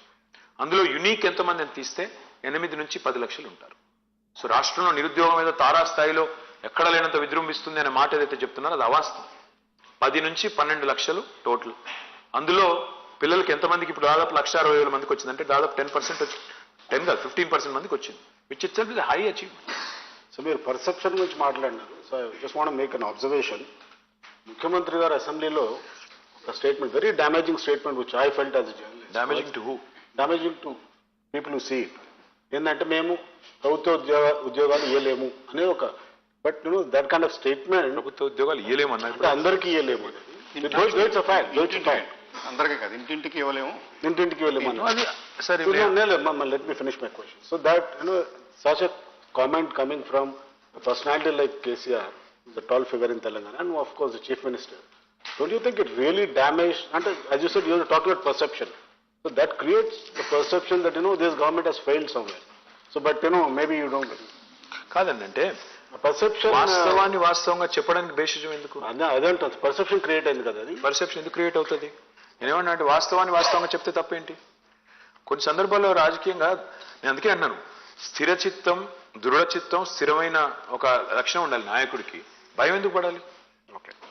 But do we have a database as to local youth employed in the IT sector which has created significant number of jobs? Is there any way we could have such a database? No, we don't. Actually, we don't have one, and I don't subscribe to that thought process also, because I think it's a regressive thought. In fact, what I do, what I have done. Saying just database. No, I'm not saying there should be a reservation or anything. My opposition has started it. Okay. My opposition and Congress, I think, has started saying 75% అది ఇది అనేది చెప్తున్నారు. నేనేమన్నా అంటే అది regressive thought. ఎందుకంటే హైదరాబాద్ విశ్వనగరం కావాలి అంటాం, మన పిల్లలు ఇవాళ అత్యధికంగా అమెరికాలో ఉద్యోగం చేస్తున్నారు. మరి మనం వేరే రాష్ట్రం కూడా రాకూడదు అని మాట్లాడేస్తుందో అది కరెక్ట్ కాదు. అంటే there are 2 choices in life. See, you can have a small pie and you can fight over it, or you can have a large pie and you can have a proportionate cut in it. So my philosophy is keep expanding, because ఎంత ఎక్కువ పెరిగితే అంత మంచిది. దానివల్ల అంత ఎక్కువ wealth create అవుతుంది స్టేట్కి, అంత ఎక్కువ ఇమేజ్ వస్తుంది స్టేట్కి, అంత ఎక్కువ ఇండస్ట్రీ వస్తుంది, అండ్ మోస్ట్ ఇంపార్టెంట్లీ ఆపర్చునిటీస్ కూడా పెరుగుతాయి. 10 ఆపర్చునిటీస్లో నీ ఇష్టం ఉన్నది ఎత్తుకో. But the most important thing or youth have to understand is you have to skill, up skill and reskill. మన సెల్ ఫోనే నెలకి 3 సార్లు సాఫ్ట్వేర్ అప్డేట్ చేసుకుంటాం మనము, అలాంటిది మన స్కిల్ అప్డేట్ చేసుకోకపోతే ఎట్లా? So I think our youth have to understand it and up their game. Yes, sir. Skill updation, I think in Bandar Garu, we have seen him from, All India Radio to, print and, lot of other actors. So I think he's the right guy, who fits into the bill. Maybe, sir, me question అడుగుతున్నాను. సరే, మీరు చెప్పినట్టు చాలా కాలం ప్రభుత్వ సంస్థల్లో పనిచేయడం వల్ల హార్ష్గా ప్రశ్న వేయడం కూడా నాకు చేత కాదు. ఒక విషయం ఏంటంటే అక్కడ way forward for next decade అని ఉంది. అందువల్ల ఇప్పుడు నేను ధైర్యంగా అడగలుగుతాను. ఒకటి ఇంకా మీరేం చెప్పారు, 100% మేము విల్ కమ్ బ్యాక్ అని చెప్పి 100%. దాన్ని ఇంతకుముందు ఒకసారి ప్రెస్ క్లబ్లో మున్సిపల్ ఎలక్షన్స్కి ముందు పెట్టినప్పుడు కూడా మీరు ఇంతే ఒక మాట చెప్పారు. మీరు చూస్తుండండి, రిజల్ట్స్ రోజు కలుద్దాం, 100 మాకు 100 దాడుతాయని చెప్పి మీరు చెప్పారు. ఆ రోజు నిజమైన మాట మాత్రం. తర్వాత మళ్ళీ ఎలక్షన్ వేరే అనుకోండి, ఆ రోజు మీరు చెప్పింది నిజమైంది, ఒప్పుకుంటాం. కాబట్టి ఇది కూడా మీరు చెప్పారు, కాన్ఫిడెంట్గా చెప్తున్నారు కనుక నేను నెక్స్ట్ డికేడ్ గురించి మాట్లాడతాను. ఏంటంటే ఇంకాక నుంచి మాట్లాడుతున్నారు ఉద్యోగం, ఉపాధి. ఉద్యోగం వేరు, ఉపాధి వేరండి. మీరు ఇంకా చెప్పారు చూస్తారా, ప్రతి వాడికి ఏదో పని కల్పించుకోవాలి.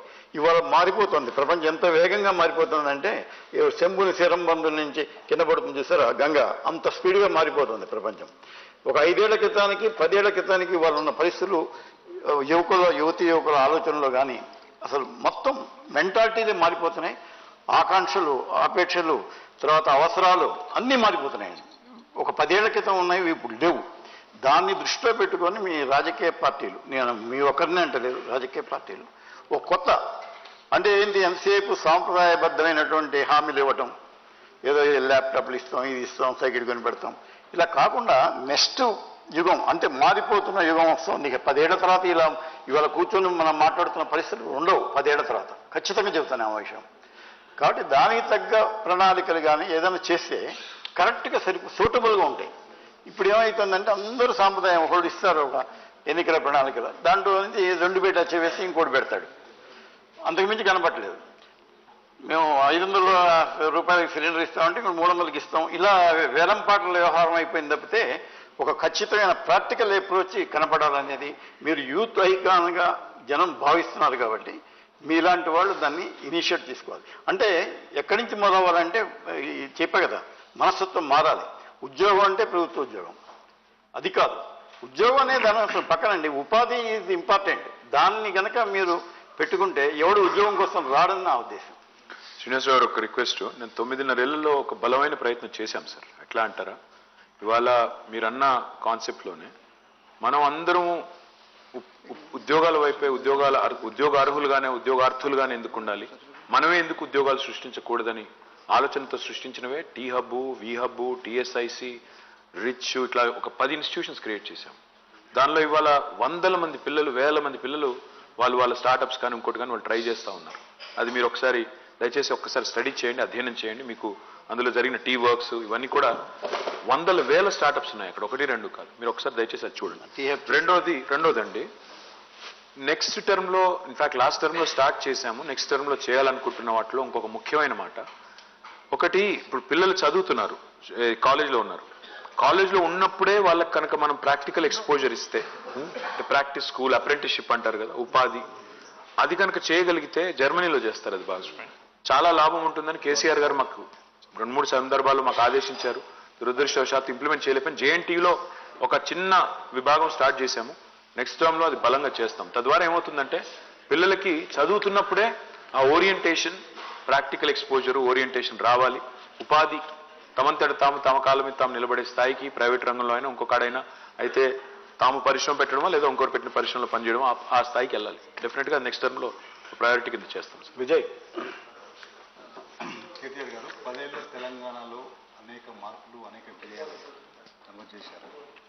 దాంతోపాటు ఏదైతే తెలంగాణ ఏర్పడిందో వెనుకబాటు ప్రాంతానికి సంబంధించి రాష్ట్రంలో 10 ఏళ్ల తెలంగాణ ఏర్పడిన తర్వాత అన్ని ప్రాంతాలు సమ అభివృద్ధి జరగలేదనేది ఒక అపవాదం. ముఖ్యంగా ఈ మల్టీ డైమెన్షనల్ పావర్టీ ఇండెక్స్ లేటెస్ట్గా అయితే వచ్చిందో దాంట్లో లైక్ నారాయణపేట్, కామారెడ్డి, మెదక్, నగర్ కర్నూలు జిల్లాలలో నేషనల్ యావరేజ్ కంటే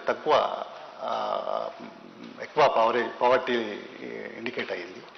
వచ్చే డికేడ్లో ఈ వెనుకబడిన ప్రాంతాల మీద ఏమైనా స్పెషల్ ఫోకస్ చేయబోతున్నారా? అంటే దీన్ని 2 కోణాల్లో చూడొచ్చు విజయ్ గారు. ఒకటేమో ఇప్పుడు నేను చెప్పినట్టు తలసరి ఆదాయమే తీసుకుంటే మన రాష్ట్రంలోని అన్ని జిల్లాలు ఇంక్లూడింగ్ హైదరాబాద్, ఎక్స్క్లూడింగ్ హైదరాబాద్ కూడా నేషనల్ పర్ క్యాపిటా కంటే ఎక్కువ ఉంది. Average per capita number 1. Multi dimensional poverty తీసుకుంటే అత్యధికంగా మల్టీ డైమెన్షనల్ పావర్టీ తగ్గింది ఎక్కడ, ఏ రాష్ట్రంలో అంటే ఇవాళ తెలంగాణ ఓవరాల్ చూసుకుంటే. మరి తెలంగాణలో అంతటా తగ్గిందా పేదరికం అంటే కాదు, కొన్ని జిల్లాల్లో జాతీయ సగటు కంటే కింద ఉంది. అది కూడా వాస్తవం. ఎందుకు అంటే దానికి పలు కారణాలు ఉన్నాయి. కొన్ని ప్రాంతాల్లో ఇప్పుడు ఉదాహరణ కామారెడ్డి అన్నారు పేరు. కామారెడ్డిలో ఇంకా కాళేశ్వరం ప్రాజెక్టు యొక్క ఫలాలు రాలేదు. గోదావరి నీళ్ళు ఏవైతే ఆ మంచిప్ప ప్రాజెక్టు నుంచి రావాలో ఇంకా రాలేదు. అవి వస్తే కామారెడ్డిలో కూడా సాగునీరు వస్తుంది. సాగునీరు వస్తే సాగునీరుతో సంపద వస్తుంది. సంపదతో ఆటోమేటిక్గా మరి ఆ పావర్టీ కూడా తగ్గుతుంది. నారాయణపేటలో కూడా పాలమూరు రంగారెడ్డి ఎత్తిపోతల పథకం ఇప్పుడు ఆన్ అయింది, పంప్ ఆన్ అయింది, ఫస్ట్ పంప్ హౌస్ నడుస్తూ ఉంది. అక్కడికి కూడా నీళ్ళు వస్తే ఆటోమేటిక్గా అడుగుపోతుంది. మీరు ఒక చరిత్రలో చూస్తే జగిత్యాలలో నక్సలిజం బలంగా ఉండేది. In fact I think Muppalla Lakshmanarao గారిది కూడా బీర్కూర అక్కడే ఉంటుంది జగిత్యాల. మీరు చూస్తే ఎప్పుడైతే శ్రీరామ్ సాగర్ నీళ్లు రావడం మొదలైందో, కమాండ్ ఏరియా అయిందో, అప్పటి నుంచే మీరు చూస్తే మెల్లిమెల్లిగా you have seen that people started getting engaged. Youth గ్రామాల్లో నీళ్లు రావడం మొదలుపెట్టిన తర్వాత ఆటోమేటిక్గా వ్యవసాయం వైపు లేదా వ్యవసాయ అనుబంధ పరిశ్రమల వైపు, అనుబంధ రంగాల వైపు మళ్ళీ. అదే పద్ధతుల్లో తెలంగాణకు అల్టిమేట్ పరిష్కారం ఒక్కటే, సాగునీరే సంపదకు మూలం. 100% రూరల్ బ్యాక్గ్రౌండ్ తీసుకుంటే మాత్రం నారాయణపేట కావచ్చు, కామారెడ్డి కావచ్చు, మీరు చెప్పిన నాగర్ కర్నూలు కావచ్చు, పాలమూరు రంగారెడ్డి అండ్ కాళేశ్వరం, ఈ 2 సొల్యూషన్స్ పరిపూర్ణం అయిపోతే ఒక్కటంటే ఒక్క జిల్లా, ఒక్కటంటే ఒక్క నియోజకవర్గం కూడా మల్టీ డైమెన్షనల్ పావర్టీలో ఉండదు. ఆ ఇండెక్స్లోనే ఉండదు. అది వాస్తవం. ఇంకో కంటిన్యూషన్ ఏంటి సార్ అంటే ఈ ప్రాంతాలు సిరిసిల్ల, సిద్దిపేట, గజ్వేల్తో పోటీ పడలేక ఇన్ఫ్రాస్ట్రక్చర్లో కొంత నేను ఒకటి మాత్రం పార్షియాలిటీ ఉన్నదనేది ఒకటి ఒప్పుకుంటాను. ఏంటంటే ఇవాళ ఏ ప్రోగ్రాం పెట్టినా తెలంగాణలో యూనిఫామ్గానే తీసుకున్నాం. నిజానికి మిషన్ కాకతీయ అంతటా తీసాము, మిషన్ భగీరథ్ అంతటా చేసినాము, మార్కెట్లు కడితే అంతటా కట్టాము, రోడ్లు వేస్తే అంతటా చేసాము. అట్లా వివక్ష చూపెట్టలేదు. బట్ కొన్ని చోట్ల విఐపి కాన్స్టిట్యున్సీలో కొంత ఎక్కువ జరిగిండొచ్చు. కానీ మీరు ఒక రిక్వెస్ట్, మీరు కూడా ఏంటంటే మీడియాలో హరీష్ రావు గారు, నేను, కేసీఆర్ గారు ఉంటే కొద్దిగా ఎక్కువ స్పేస్ ఇచ్చి ఎక్కువ చూపెడతారు కాబట్టి అదో చిన్న బాధ. అంటే ఒక రకంగా మంచిది, ఒక రకంగా చెడ్డది అనుకోండి. మాకు ఐ కాంట్ కంప్లైంట్. నిజంగా ఇప్పుడు మీరు కావాలంటే వనపర్తి చూడండి, సూర్యాపేట చూడండి, బాన్స్వాడ చూడండి, ఆదిలాబాద్ చూడండి, నల్లగొండ చూడండి. నల్లగొండ మీ ఊరు కదా, నల్లగొండలోనే మీరు 2 రోజులు పనిచేశారు. అప్పుడు నల్లగొండ ఎట్లా మారింది? ఇవాళ నేను కరీంనగర్, నిజామాబాద్, మహబూబ్ నగర్, ఖమ్మం, ఒక్కటి కాదు ఏ పట్టణం అన్న తీసుకోండి తెలంగాణలో. అందుకే మేము ఆ క్యాంపెయిన్ లాంచ్ చేసింది. శ్రీరామ్ అడిగింది ఎట్లుండే తెలంగాణ, ఎట్లయింది తెలంగాణ. ఆయనకు ఉద్దేశం ఏంటంటే టు ఇన్వోక్ ప్రైడ్, ఎట్లా మారింది చూడు తెలంగాణ, ఎంత బాగా ఎదిగింది అని చెప్పడానికి. సో డెఫినెట్గా ప్రోగ్రెస్ అంతటా ఉంది. విఐపి కాన్స్టిట్యున్సీలో ఒక రవ్వ ఎక్కువ ఉండొచ్చు, నేను కాదు. శ్రీనివాస్ గారు, నెక్స్ట్ క్వశ్చన్. ఆయన టీ కూడా దానిట్లేదు. మళ్ళీ పర్సెప్షన్స్ గురించి మాట్లాడుతున్నాం సార్. అది పర్సీవ్డ్ థింగ్సా, లేకపోతే వాళ్ళలో ఉండే అపోహలా, లేకపోతే నిజంగానే డెఫిషియన్సీ అనేది పక్కన పెడితే ఒక మేజర్ ఎలిమెంట్ ప్రజల్లో ఇవాళ కనిపిస్తున్న కొద్దిపాటి అసంతృప్తికి, కొద్దిపాటి ఎంతో వాట్ ఎవర్ ఇట్ ఈస్, మన 10 రోజులు తెలుస్తుంది. ఆ అసంతృప్తికి సంబంధించిన కీలకాన్ని మీరు గుర్తుపట్టలేదేమో అనిపిస్తుంది. ఏంటంటే తెలంగాణ ఓటరు అందరికీ యాట్రిబ్యూట్ చేయట్లేదు. ఎవరైతే అసంతృప్తిగా ఉన్నారో వాళ్ళు ఓటర్ చాలా హర్ట్ అయి ఉన్నాడు కొన్ని విషయాలు. నాట్ మీరు ఉద్యోగాలు ఇవ్వలేదని కాదు, ఉద్యోగాలు ఇవ్వని సిచ్యువేషన్ని మీరు హ్యాండిల్ చేసిన పద్ధతికి, వాళ్ళను ఖాతరు చేయని పద్ధతికి, లేదంటే కొన్ని విషయాల్లో ప్రభుత్వానికి ప్రజలకు మధ్య ఉండవలసినటువంటి అప్రోచ్ సరిగా లేకపోవటం వల్ల కొన్ని ప్రజలు ఏదైనా అడిగితే వెంటనే దాన్ని డినై చేస్తూ ఉండటం, ఇటువంటి ఒక యాటిట్యూడ్ వల్ల ప్రభుత్వం నుంచి ఉంచే ఒక యాటిట్యూడ్ వల్ల హర్ట్ జనరలైజ్ చేయకండి అంటే స్పెసిఫిక్ ఎగ్జాంపుల్ చెప్పండి. ఫర్ ఎగ్జాంపుల్ అండి, ఆడవాళ్లకు ప్రాతినిధ్యం ఉండాలి క్యాబినెట్లో అనేది ఫస్ట్ టర్మ్ అంతా కూడా దానికి ఎటువంటి ఇన్నిసార్లు ఎంతమంది నుంచి వచ్చినప్పటికీ దానికి ఏమీ రెస్పాన్స్ రాలేదు. కోర్టు చెప్పే వరకు కూడా మహిళా కమిషన్ అధ్యక్షురాలని కూడా నియమించలేదు కదా. తర్వాత కూడా వేరే పార్టీ నుంచి తీసుకొచ్చిన వాళ్ళని తీసుకొచ్చి మంత్రిని చేశారు. ఓకే, ఇటువంటి ఈ నిరుద్యోగ సమస్య వచ్చేటప్పుడు కూడా మీరు ఏదో ఒక చర్య తీసుకుని ఉండొచ్చు సింబాలిక్గా. అంటే పబ్లిక్ సర్వీస్ కమిషన్ మీదే యాక్షన్ తీసుకోవడం సాధ్యం కాకపోవచ్చు టెక్నికల్ రీజన్స్ వల్ల, కానీ మేము ఉన్నాం మీ వైపున, మేము వీఆర్ విత్ అన్ఎంప్లాయిడ్ అని చెప్పడానికి. అట్లా ప్రజల నుంచి ఏదైనా ఒక విషయం మీద డిమాండ్ వచ్చినప్పుడు దాన్ని ఓన్ చేసుకొని వాళ్ళ తరఫున మాట్లాడటం కాకుండా అదేదో ప్రత్యర్థిలో ప్రతిపక్షం వాళ్ళు చేస్తున్నట్టుగా, అట్లాగే ధర్నా చౌక్ విషయంలో కూడా చూసాం కదా, 100 రోజులు చేస్తే కానీ చివరికి ఆ సమస్య పరిష్కారం కాలేదు. ప్రజలు ఒక చోట ఆందోళన చేయడానికి ఒక ప్లేస్ కావాలంటే ఇటువంటి ఈ యాటిట్యూడ్ కూడా వల్ల ప్రజల్లో కొంత హర్ట్ ఫీలింగ్ ఉందేమో. అంటే నేను బలంగా నమ్మేది ఏంటంటే సార్, అల్టిమేట్గా 99.9% ప్రజలు తమ దైనందిన జీవితంలో ఎంత బిజీగా ఉంటారంటే యాటిట్యూడ్స్ లేకపోతే వ్యక్తులు వారి ప్రవర్తన వీటికంటే కూడా ఇప్పుడు మీరు చెప్పిన ఒక ఎగ్జాంపుల్ ఫర్ ఎగ్జాంపుల్ అనుకున్నాం. మీరు అన్నారు కదా మహిళా కేబినెట్ మంత్రి మొదటి టర్మ్లో లేరు. వాస్తవం, మాకు మొదటిసారి 63 సీట్లు వచ్చాయి, గవర్నమెంట్ ఫామ్ చేశాము. ఆ టర్మ్ మొత్తం ఒక మహిళా మంత్రి లేరు, కానీ 88 సీట్లతో గెలిచాము రెండోసారి. ఇప్పుడు మహిళలు కూడా ఓట్లు వేశారు కదా. మీరు అన్నట్టు నిజంగానే ఎవరైనా హర్ట్ ఉంటే మరి ఆ ఓట్లు రాకూడదు, 25 సీట్లు పెరగకూడదు. నేను అనేది ఏంటంటే కొన్ని కృష్ణశాస్త్రి గారికి శ్రీశ్రీ గారికి తేడా ఉందంటండి. శ్రీశ్రీ గారేమో ప్రపంచం బాధ నా బాధ అనుకునేదంట, కృష్ణశాస్త్రి గారేమో నా బాధ ప్రపంచం బాధ అనుకునేదట. తెలంగాణలో కొంతమంది మేధావులు ఉన్నారు, వాళ్ళు ఏమనుకుంటారంటే మా బాధ ప్రపంచం బాధ, మాకు కేసీఆర్ కలవట్లేదు, మాకు కేసీఆర్ టైం ఇవ్వట్లేదు, కాబట్టి అదేదో అంతర్జాతీయ. నేనేమంటున్నా అంటే మేధావులే కాదండి, మామూలు ఎమ్మెల్యేలు మంత్రులు. ఇప్పుడు మీరు చెప్పిన కూడా కంప్లైంట్ చేశారు కదా. అవుతుంది అండి, పార్టీలోంచి బయటకు పోయినాక అందరూ అదే మాట్లాడతారు. ఇప్పుడు పార్టీలోంచి బయట పోయినాక ఏ పార్టీ మనిషి, ఇప్పుడు కాంగ్రెస్ నుంచి బయటకు వచ్చి మా పార్టీలోకి వచ్చిన వాళ్ళని అడగండి, కాంగ్రెస్ ని చాలా విమర్శలు చేస్తారు, మా పార్టీ నుంచి బయట పోయిన వాళ్ళు మాట్లాడతారు.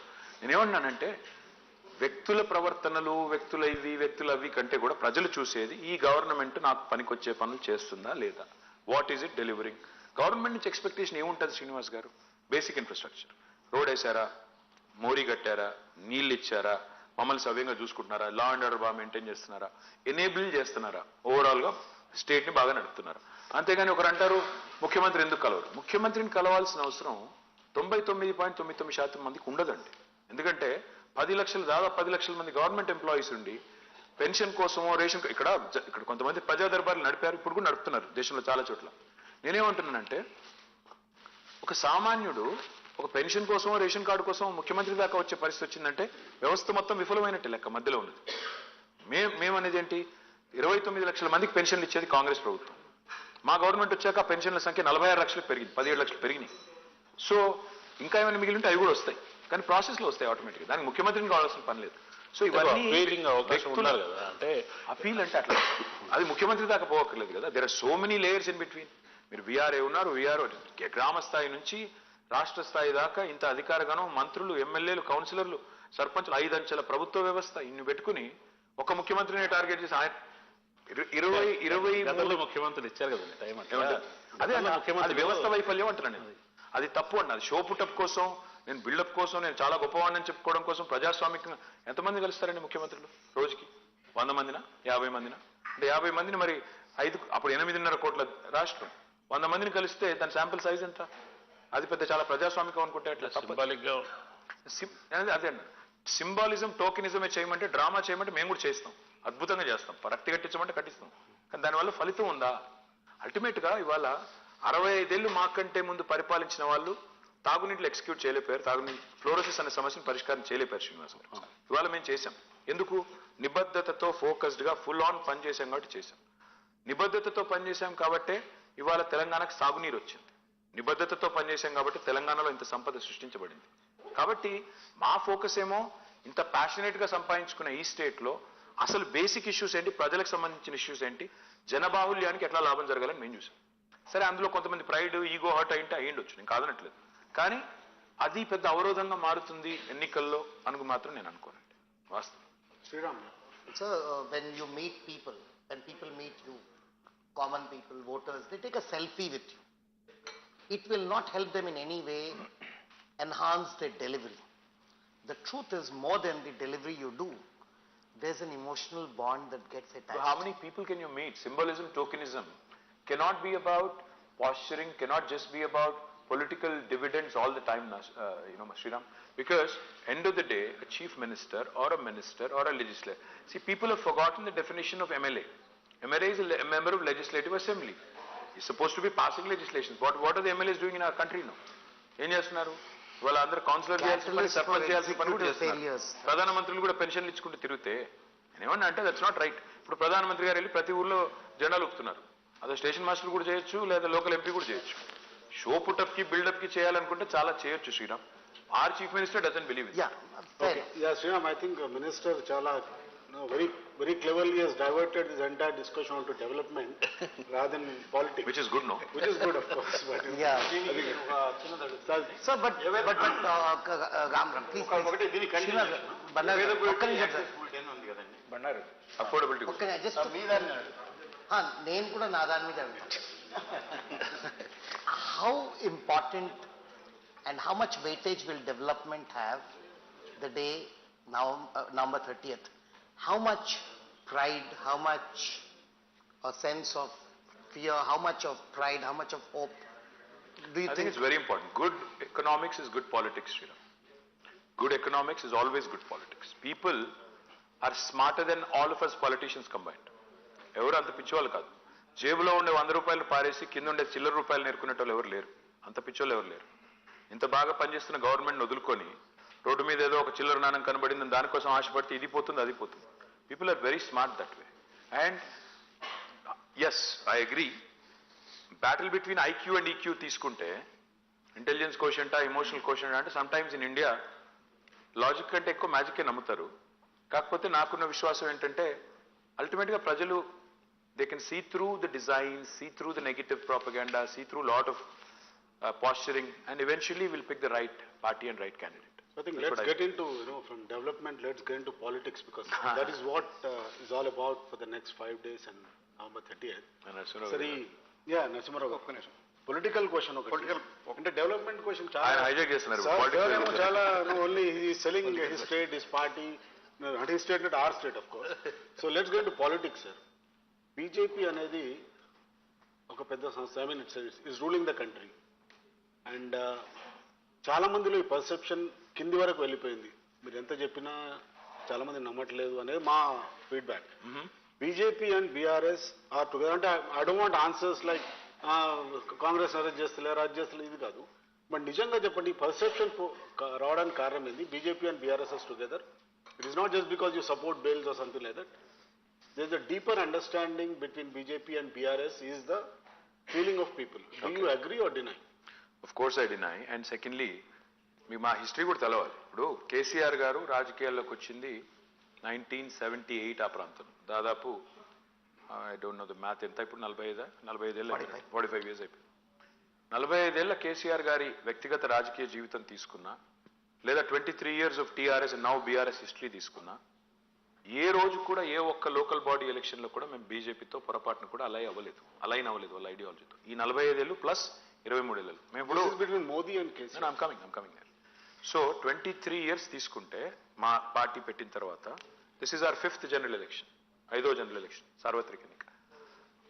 మేము మొదటిసారి 2004లో కాంగ్రెస్తో పొత్తు పెట్టుకున్నాము, 2009లో కమ్యూనిస్టులతో టీడీపీతో పొత్తు పెట్టుకున్నాము, 14లో 18లో 23లో ఒంటరిగా పోరాడుతున్నాం. చివరికి మున్సిపల్ ఎలక్షన్లో కూడా ఎక్కడ బీజేపీతో మేము అంట కాగలేదు. ఇంకా ఎవరైనా పొత్తు పెట్టుకున్నారా బీజేపీతో ఈ రాష్ట్రంలో అంటే మీరు కావాలంటే ఇప్పుడు కూడా చెక్ చేసుకోవచ్చు. మక్తల్ మున్సిపాలిటీలో, మణికొండ మున్సిపాలిటీలో కాంగ్రెస్ బీజేపీ కలిసి దే ఫార్మ్ ద కౌన్సిల్. ఆదిలాబాద్లో, నిజామాబాద్లో, కరీంనగర్లో లాస్ట్ పార్లమెంట్ ఎలక్షన్లో మొత్తం కాంగ్రెస్ ఓటు బీజేపీకి ట్రాన్స్ఫర్ చేయించి 3 బీజేపీ అభ్యర్థులను గెలిపించింది కాంగ్రెస్. ఇంకొక మాట, ఎందుకు అట్లాంటప్పుడు ఎందుకు ఈ హడావుడి? ఎందుకంటే నిజం కడప దాటే లోపల అబద్ధం ఊరంతా తిరిగి వస్తుంది. రవికాంత్ గారు ఒకటే వాళ్ళందరూ చెప్పేది ఏంటి? మీ మీద కేసులు పెట్టారు కానీ అరెస్ట్ చేయట్లేదు. ఇదే కదా వాళ్ళు చెప్పేది. నేను అనేది అసలు నిజంగానే మేము బీ టీం అయితే, నిజంగా మాకు వాళ్ళకి ఏదైనా సంబంధం ఉంటే మా మీద కేసు ఎందుకు పెడతారు అసలు మొదలు? కేసే పెట్టకూడదు కదా లాజికల్గా. కేసు పెట్టారు, సరే పెట్టారు, ఓకే. మేము సుప్రీంకోర్టుకి వెళ్ళి స్టే తెచ్చుకున్నాం. కోర్టు ద్వారా ఆగింది తప్ప అరెస్ట్ అనేది వాళ్ళెవరో ఆపింది కాదు, వీళ్ళెవరో చేసింది కాదు. ఒక పాయింట్. రెండోది, అరెస్ట్ చేయకపోవడమే మీరు వాళ్ళు ఒకటి అనే దానికి సంకేతం అంటే, లేదా బిల్స్లో మద్దతు ఇవ్వడమే సంకేతం అంటే, కాంగ్రెస్ కూడా బిల్లులకు మద్దతు ఇచ్చింది. కాంగ్రెస్ నాయకులు రాహుల్ గాంధీ, సోనియా గాంధీ మీద కూడా కేసు ఉంది. వాళ్ళని కూడా అరెస్ట్ చేయట్లేదు. That is ground enough, if that is proof enough that we have colluded or we are together, మరి వాళ్ళకు అదే వర్తిస్తుంది కదా. కాబట్టి ఇది ఇంకొకటి, ఇది why this propaganda? Why? Because one simple reason. ఒక బీజేపీ అనే కాదు, ఇప్పుడు సేమ్ మోడీ వస్తారు, కేసీఆర్ కాంగ్రెస్ పార్టీకి సపోర్ట్ చేస్తున్నాడు కర్ణాటకలో అంటాడు. మరి ఆయన అదంటాడు, ఈయన ఇది అంటాడు. పాయింట్ ఏంటంటే వీళ్ళిద్దరిది there is a unison of purpose. అదేంటి? They don't want third person to emerge in the country. ఒక మూడవ వ్యక్తి అనేవాడి దేశంలో ఉండకూడదు. అయితే రాహుల్ గాంధీ ఉండాలి, నరేంద్ర మోడీ ఉండాలి, రెండే క్యాంప్స్ ఉండాలి, రెండే కొంపలు ఉండాలి, మూడో కొంప పుట్టకూడదు. ఇది వాళ్ళ ఎజెండా, కామన్ ఎజెండా. ఎందుకంటే మోడీకి తెలుసు రాహుల్ గాంధీని ఈజీగా ఫుట్బాల్ ఆడేయచ్చు, ఏముంది ఆయనలో. కాబట్టి Rahul Gandhi is the easiest opponent to kick. So therefore Modi would like it that way. But 100% మీకు ఒక మాట మాత్రం ఇస్తున్నా ఈ వేదిక ద్వారా చూసే వాళ్ళకు కూడా. మేము ఒకసారి కాదు, ఇప్పటికి 100 సార్లు చెప్పాము, we will never align with anybody like BJP. Even post 24, this is a commitment that we will not align with them. We don't agree on many things. We don't agree on ideology. We don't agree on anything, that they want. We have firmly opposed UCC. We have firmly rejected the Citizen Amendment Act. We have firmly voted against farm bills. So మీరు ఎట్లా అంటారు మాకు వాళ్ళకి సారూప్యం ఉందని? ప్రజలు అంటున్నారు sir. మేము ప్రజలు అనట్లేదు, సోషల్ మీడియాలో ఉండే కొంతమంది పనికిమాల ప్రజలే కదా సార్. ప్రజలు బాట్స్ ఎక్కువనే అందులో. So by implication of what he said, are you ruling out an alliance with BJP, possible alliance with BJP in 24? Absolutely. And are we ruling out the chances of BRS joining a possible coalition government at the center if it is led by BJP? We are ruling out two things. We have maintained equidistance from both Congress and BJP because both of them have been disasters. So మేము వాళ్ళతో లేము, వీళ్ళతో లేము, మేము మా ఒకరమే లేము. మేము మాలాగా 13 పార్టీలు ఉన్నాయి దేశంలో, which are neither in that camp or this camp. So who knows, ఇప్పుడు మేము ఈ ఎలక్షన్ గెలిచిన తర్వాత డెఫినెట్గా మహారాష్ట్రలో కాలు పెడతాం. తెలంగాణ ప్రజల దయ ఉంటే బాగా గెలిచి మహారాష్ట్రలో కాలు పెడతాము. మహారాష్ట్రలో కూడా ఒక 10-15 సీట్లు సంపాదించుకుంటే రేపు ఏం తెలుసు ఏం జరగబోతుందో, రేపటి దానికి రూపం లేదు. నేనేమన్నా అంటే మాకు బీజేపీతో అంటగాగాల్సిన అవసరం లేదు, గత 10 ఏళ్లుగా రాలేదు, ఇప్పుడు రాదు. కాంగ్రెస్తో అంటగాగాల్సిన అవసరం అంతకంటే లేదు. ఈ రెండు పార్టీలు ఎంత ఆరోగెంట్ పార్టీలు అంటే, ఎవరైనా సరే మాకు సబార్డినేట్, ఎవరైనా సరే మేము చెప్పినట్టు వినాలి. You're either my subordinate or surrogate, అంతే. నువ్వు మోకాళ్ళ మీద నా దగ్గర వచ్చి కూర్చోవాలి. ఎందుకు ఉండాలి? భారతదేశంలో మీరిద్దరే లీడర్లు ఉండాలి, మూడో ఒకటి రాకూడదా? మీరిద్దరూ విఫలమయ్యే కదా ఈరోజు కరెంటు లేదు, రోడ్లు లేవు, నీళ్లు లేవు దేశంలో. మీరు ఏం పొడిచారని మీకు ఇవ్వాలి మళ్ళీ అవకాశం? తప్పే ఉంది. ఇంకోటి ట్రై చేస్తానంటే రాబిన్ సార్ ఎలిగేషన్ మీరు చేయాల్సినంత తీవ్రంగా ఖండించట్లేదండి. లేదండి. బీజేపీతో అంటే BJP is a non existent party here sir. Problem ఏంటంటే ఎన్నిసార్లు చెప్పినా ఇప్పుడు ఏమవుతుంది నిజంగా శ్రీనివాస్ గారు, ఇది పాజిటివ్ ఎంత మాట్లాడినా పోదు. అదే నేను ఇప్పుడు మోడీని పట్టుకుని బండబూతులు తిడితే తెల్లారి పతాక శీర్షికలో ఉంటుంది. మోడీని పట్టుకుని బూతులు తిట్టాను అనుకోండి, పతాక శీర్షికలు. మోడీ మాకు విభేదం ఉంది, సైద్ధాంతిక విభేదం ఉంది, ఆయనతో పడదు, మేము ఆయనతో పొత్తు పెట్టుకోము అని ఎంత గొప్పగా చెప్పినా మీరు రాయరు. అంటే మీరు కాదు, రాయరు. అదంతే, అది nature of news. Robin So the bigger question is that I can understand that you don't want to align with the Congress and the BJP. Or the BJP. Or and the BJP is also right. This Congress and BJP But are at the same time, you can't deny the fact that the regional parties too have now aligned themselves this way or that. The ones that you also wanted to align with. Robin, I'll tell you what, it's a funny thing. See, Rahul Gandhi goes to Calcutta, calls BJP, Didi, Mamata Banerjee, the B team of BJP. Then goes to Delhi. He calls Arvind Kejriwal, the BJP's B team, and now he conveniently associates with both of them. Now you go figure, who's B team and kya hai? मैं क्या बोल रहा हूँ? ये जो alliance, temporary marriages of convenience, this is not what India is looking for, honestly. I think India wants a truly, a true change to come about. And if Telangana has succeeded in doing several things in 9 years, why not Maharashtra? Why not some other state where we can make a foray and do something impactful? Nothing wrong in dreaming, no? Not to contradict you, but most of us here do remember the 2009 NDA rally immediately after Of the course, elections. we wanted Telangana, we went for it, yes. Yes. See, we wanted the entire political system of this country to support Telangana. Yes, we went to RSS headquarters. We aligned with everybody from RSS to RSU. Radical Students Union to RSS. మేము ముందే చెప్పాం శ్రీరామ్, కుష్టు రోగినైనా కౌగిలించుకుంటాం, బొంత పురుగునైనా ముద్దు పెట్టుకుంటాం తెలంగాణ కోసం అని చెప్పాం. బొంత పురుగుని కౌగిలించుకున్నాం, ముద్దు పెట్టుకున్నాం, కుష్టు రోగిని కూడా కౌగిలించుకున్నాం. RSS హెడ్ క్వార్టర్ కూడా పోయాము, AICC హెడ్ క్వార్టర్ కూడా పోయాము. సో ఇందాక వాసు శ్రీరామ్ ఇద్దరు అడిగినట్టు మీ కుష్టు రోగినైనా ముద్దు పెట్టుకుంటా ఉన్నారు. చూచి కౌగిలించుకుంటాం. కౌగిలించుకుంటాం. ఇష్టం sir. If a political situation Telangana కోసం, దీని కోసం కాదు. obviously తెలంగాణ తెలంగాణ స్టేట్ కోసం. మీరు అవుట్ ఆఫ్ కాంటెక్స్ట్ యూజ్ చేస్తే ఎట్లా? మేం చేయాల పని మీరు చేస్తారేంటి? Important question. ఆంధ్రప్రదేశ్, కర్ణాటకలో విపరీతమైన హామీలు ఇచ్చి దానికి మొత్తం డబ్బులు అన్ని దానికి ఖర్చు పెడుతున్న డెవలప్మెంట్ ఆగిపోయింది. ఏపీలో మీరే చెప్తున్నారు రోడ్లు, తెలంగాణ రోడ్లు, ఆంధ్ర రోడ్లు. ఇక్కడ కూడా మీరు కాంగ్రెస్తో పోటీ పడి మీరు కూడా హామీలు ఇచ్చారు ఫస్ట్ టైం. ఇప్పుడు ఆల్రెడీ ఎంప్లాయీస్కే 1వ తారీఖు 2వ తారీఖు కూడా జీతాలు రావట్లేదు. ఇప్పుడు దీన్ని ఎలా మీరు చేయబోతున్నారు? సార్, ఇవాళ ఎంప్లాయీస్ జీతాల మాటకే వస్తే ఎంప్లాయీ జీతాలు కరోనా తర్వాత చాలా రాష్ట్రాల్లో అదే ఈ హామీలు వచ్చిన తర్వాత దాన్ని ఎలాగే డెవలప్మెంట్ ఎలా చేయబోతున్నారు? మేము ఒక్కొక్క రూపాయి లెక్కేసుకుని మేము హామీలు ఇచ్చాం తప్ప మేము వాళ్ళలాగా, నేను చూస్తా ఉన్నాను ఈ మధ్యన కాంగ్రెస్ నాయకులను అడుగుతున్నారు. ఇప్పుడు మొన్న అడిగినట్టే మీరు కాంగ్రెస్ వాళ్ళని అడిగారు, మీ హామీలో మొత్తం విలువ ఎంతో తెలుసా అని అడిగారు. అడిగితే వాళ్ళు చాలా తెలివితేటలు ప్రదర్శించి, అతి తెలివితేటలు ప్రదర్శించి ఏం చెప్తున్నారు? ఏముంది, కేసీఆర్ కక్కిందంతా తిన్నదంతా కక్కిస్తాం, కట్టేస్తాం. అసలు ఆ కాంగ్రెస్ పార్టీలో ఏ ఒక్కడికి ఏది తెలియదు వాస్తవం చెప్పాలంటే. ఎందుకంటారా? ఆ కాంగ్రెస్ హామీల విలువ ఏంటంటే, సార్ వాళ్ళు ఉదయపూర్ డిక్లరేషన్ అని ఒకటి పాస్ చేశారు. ఏం చెప్పారు అందులో? సొంత పార్టీలో టికెట్ కేటాయింపుల గురించి పాస్ చేసింది ఉదయపూర్ డిక్లరేషన్. కుటుంబానికి ఒకటే టికెట్ అన్నారు. తెలంగాణలో ఎన్ని కుటుంబాల్లో ఎన్ని టికెట్లు ఇచ్చారు సార్? కోమటిరెడ్డి కుటుంబంలో 2, మైనంపల్లి కుటుంబంలో 2, గడ్డం వివేకు, గడ్డం వెంకటస్వామి గారు, గడ్డం వినోద్ గారు, తర్వాత మన పద్మావతి గారు, ఉత్తమ్ కుమార్ రెడ్డి గారు. వాళ్ళు చేసిన డిక్లరేషన్ వాళ్ళే ఆనర్ చేయరు. వాళ్ళ సొంత పార్టీ టికెట్ కార్డునే వాళ్ళు ఆనర్ చేయరు, ఖాతరు చేయరు. వీళ్ళిచ్చే హామీలు మేనిఫెస్టోలకి వాళ్ళకు కూడా తెలుసండి. ఎట్లాగో అయ్యేది లేదు, పోయేది లేదు, గాలికి పోయే పేలపిండి కృష్ణార్పణ, నోటికి వచ్చిన వాగ్దానాలు ఇచ్చారు. అందులో లెక్క చూసుకోలేదు, పత్రం లేదు, ఏం లేదు. నేను అనేది ఏంటంటే సార్, మేము మాత్రం అట్లా కాకుండా ఒక్కొక్క రూపాయి లెక్కేసుకొని ఎంత ఖర్చు, ఎంత మాకు భారం పడుతుంది. ఎందుకంటే గవర్నమెంట్లోకి వచ్చేది మేము, రేపు నడపాల్సింది మేము, మాకు తెలుసు అది. అందుకే సౌభాగ్య లక్ష్మిని పెట్టాం.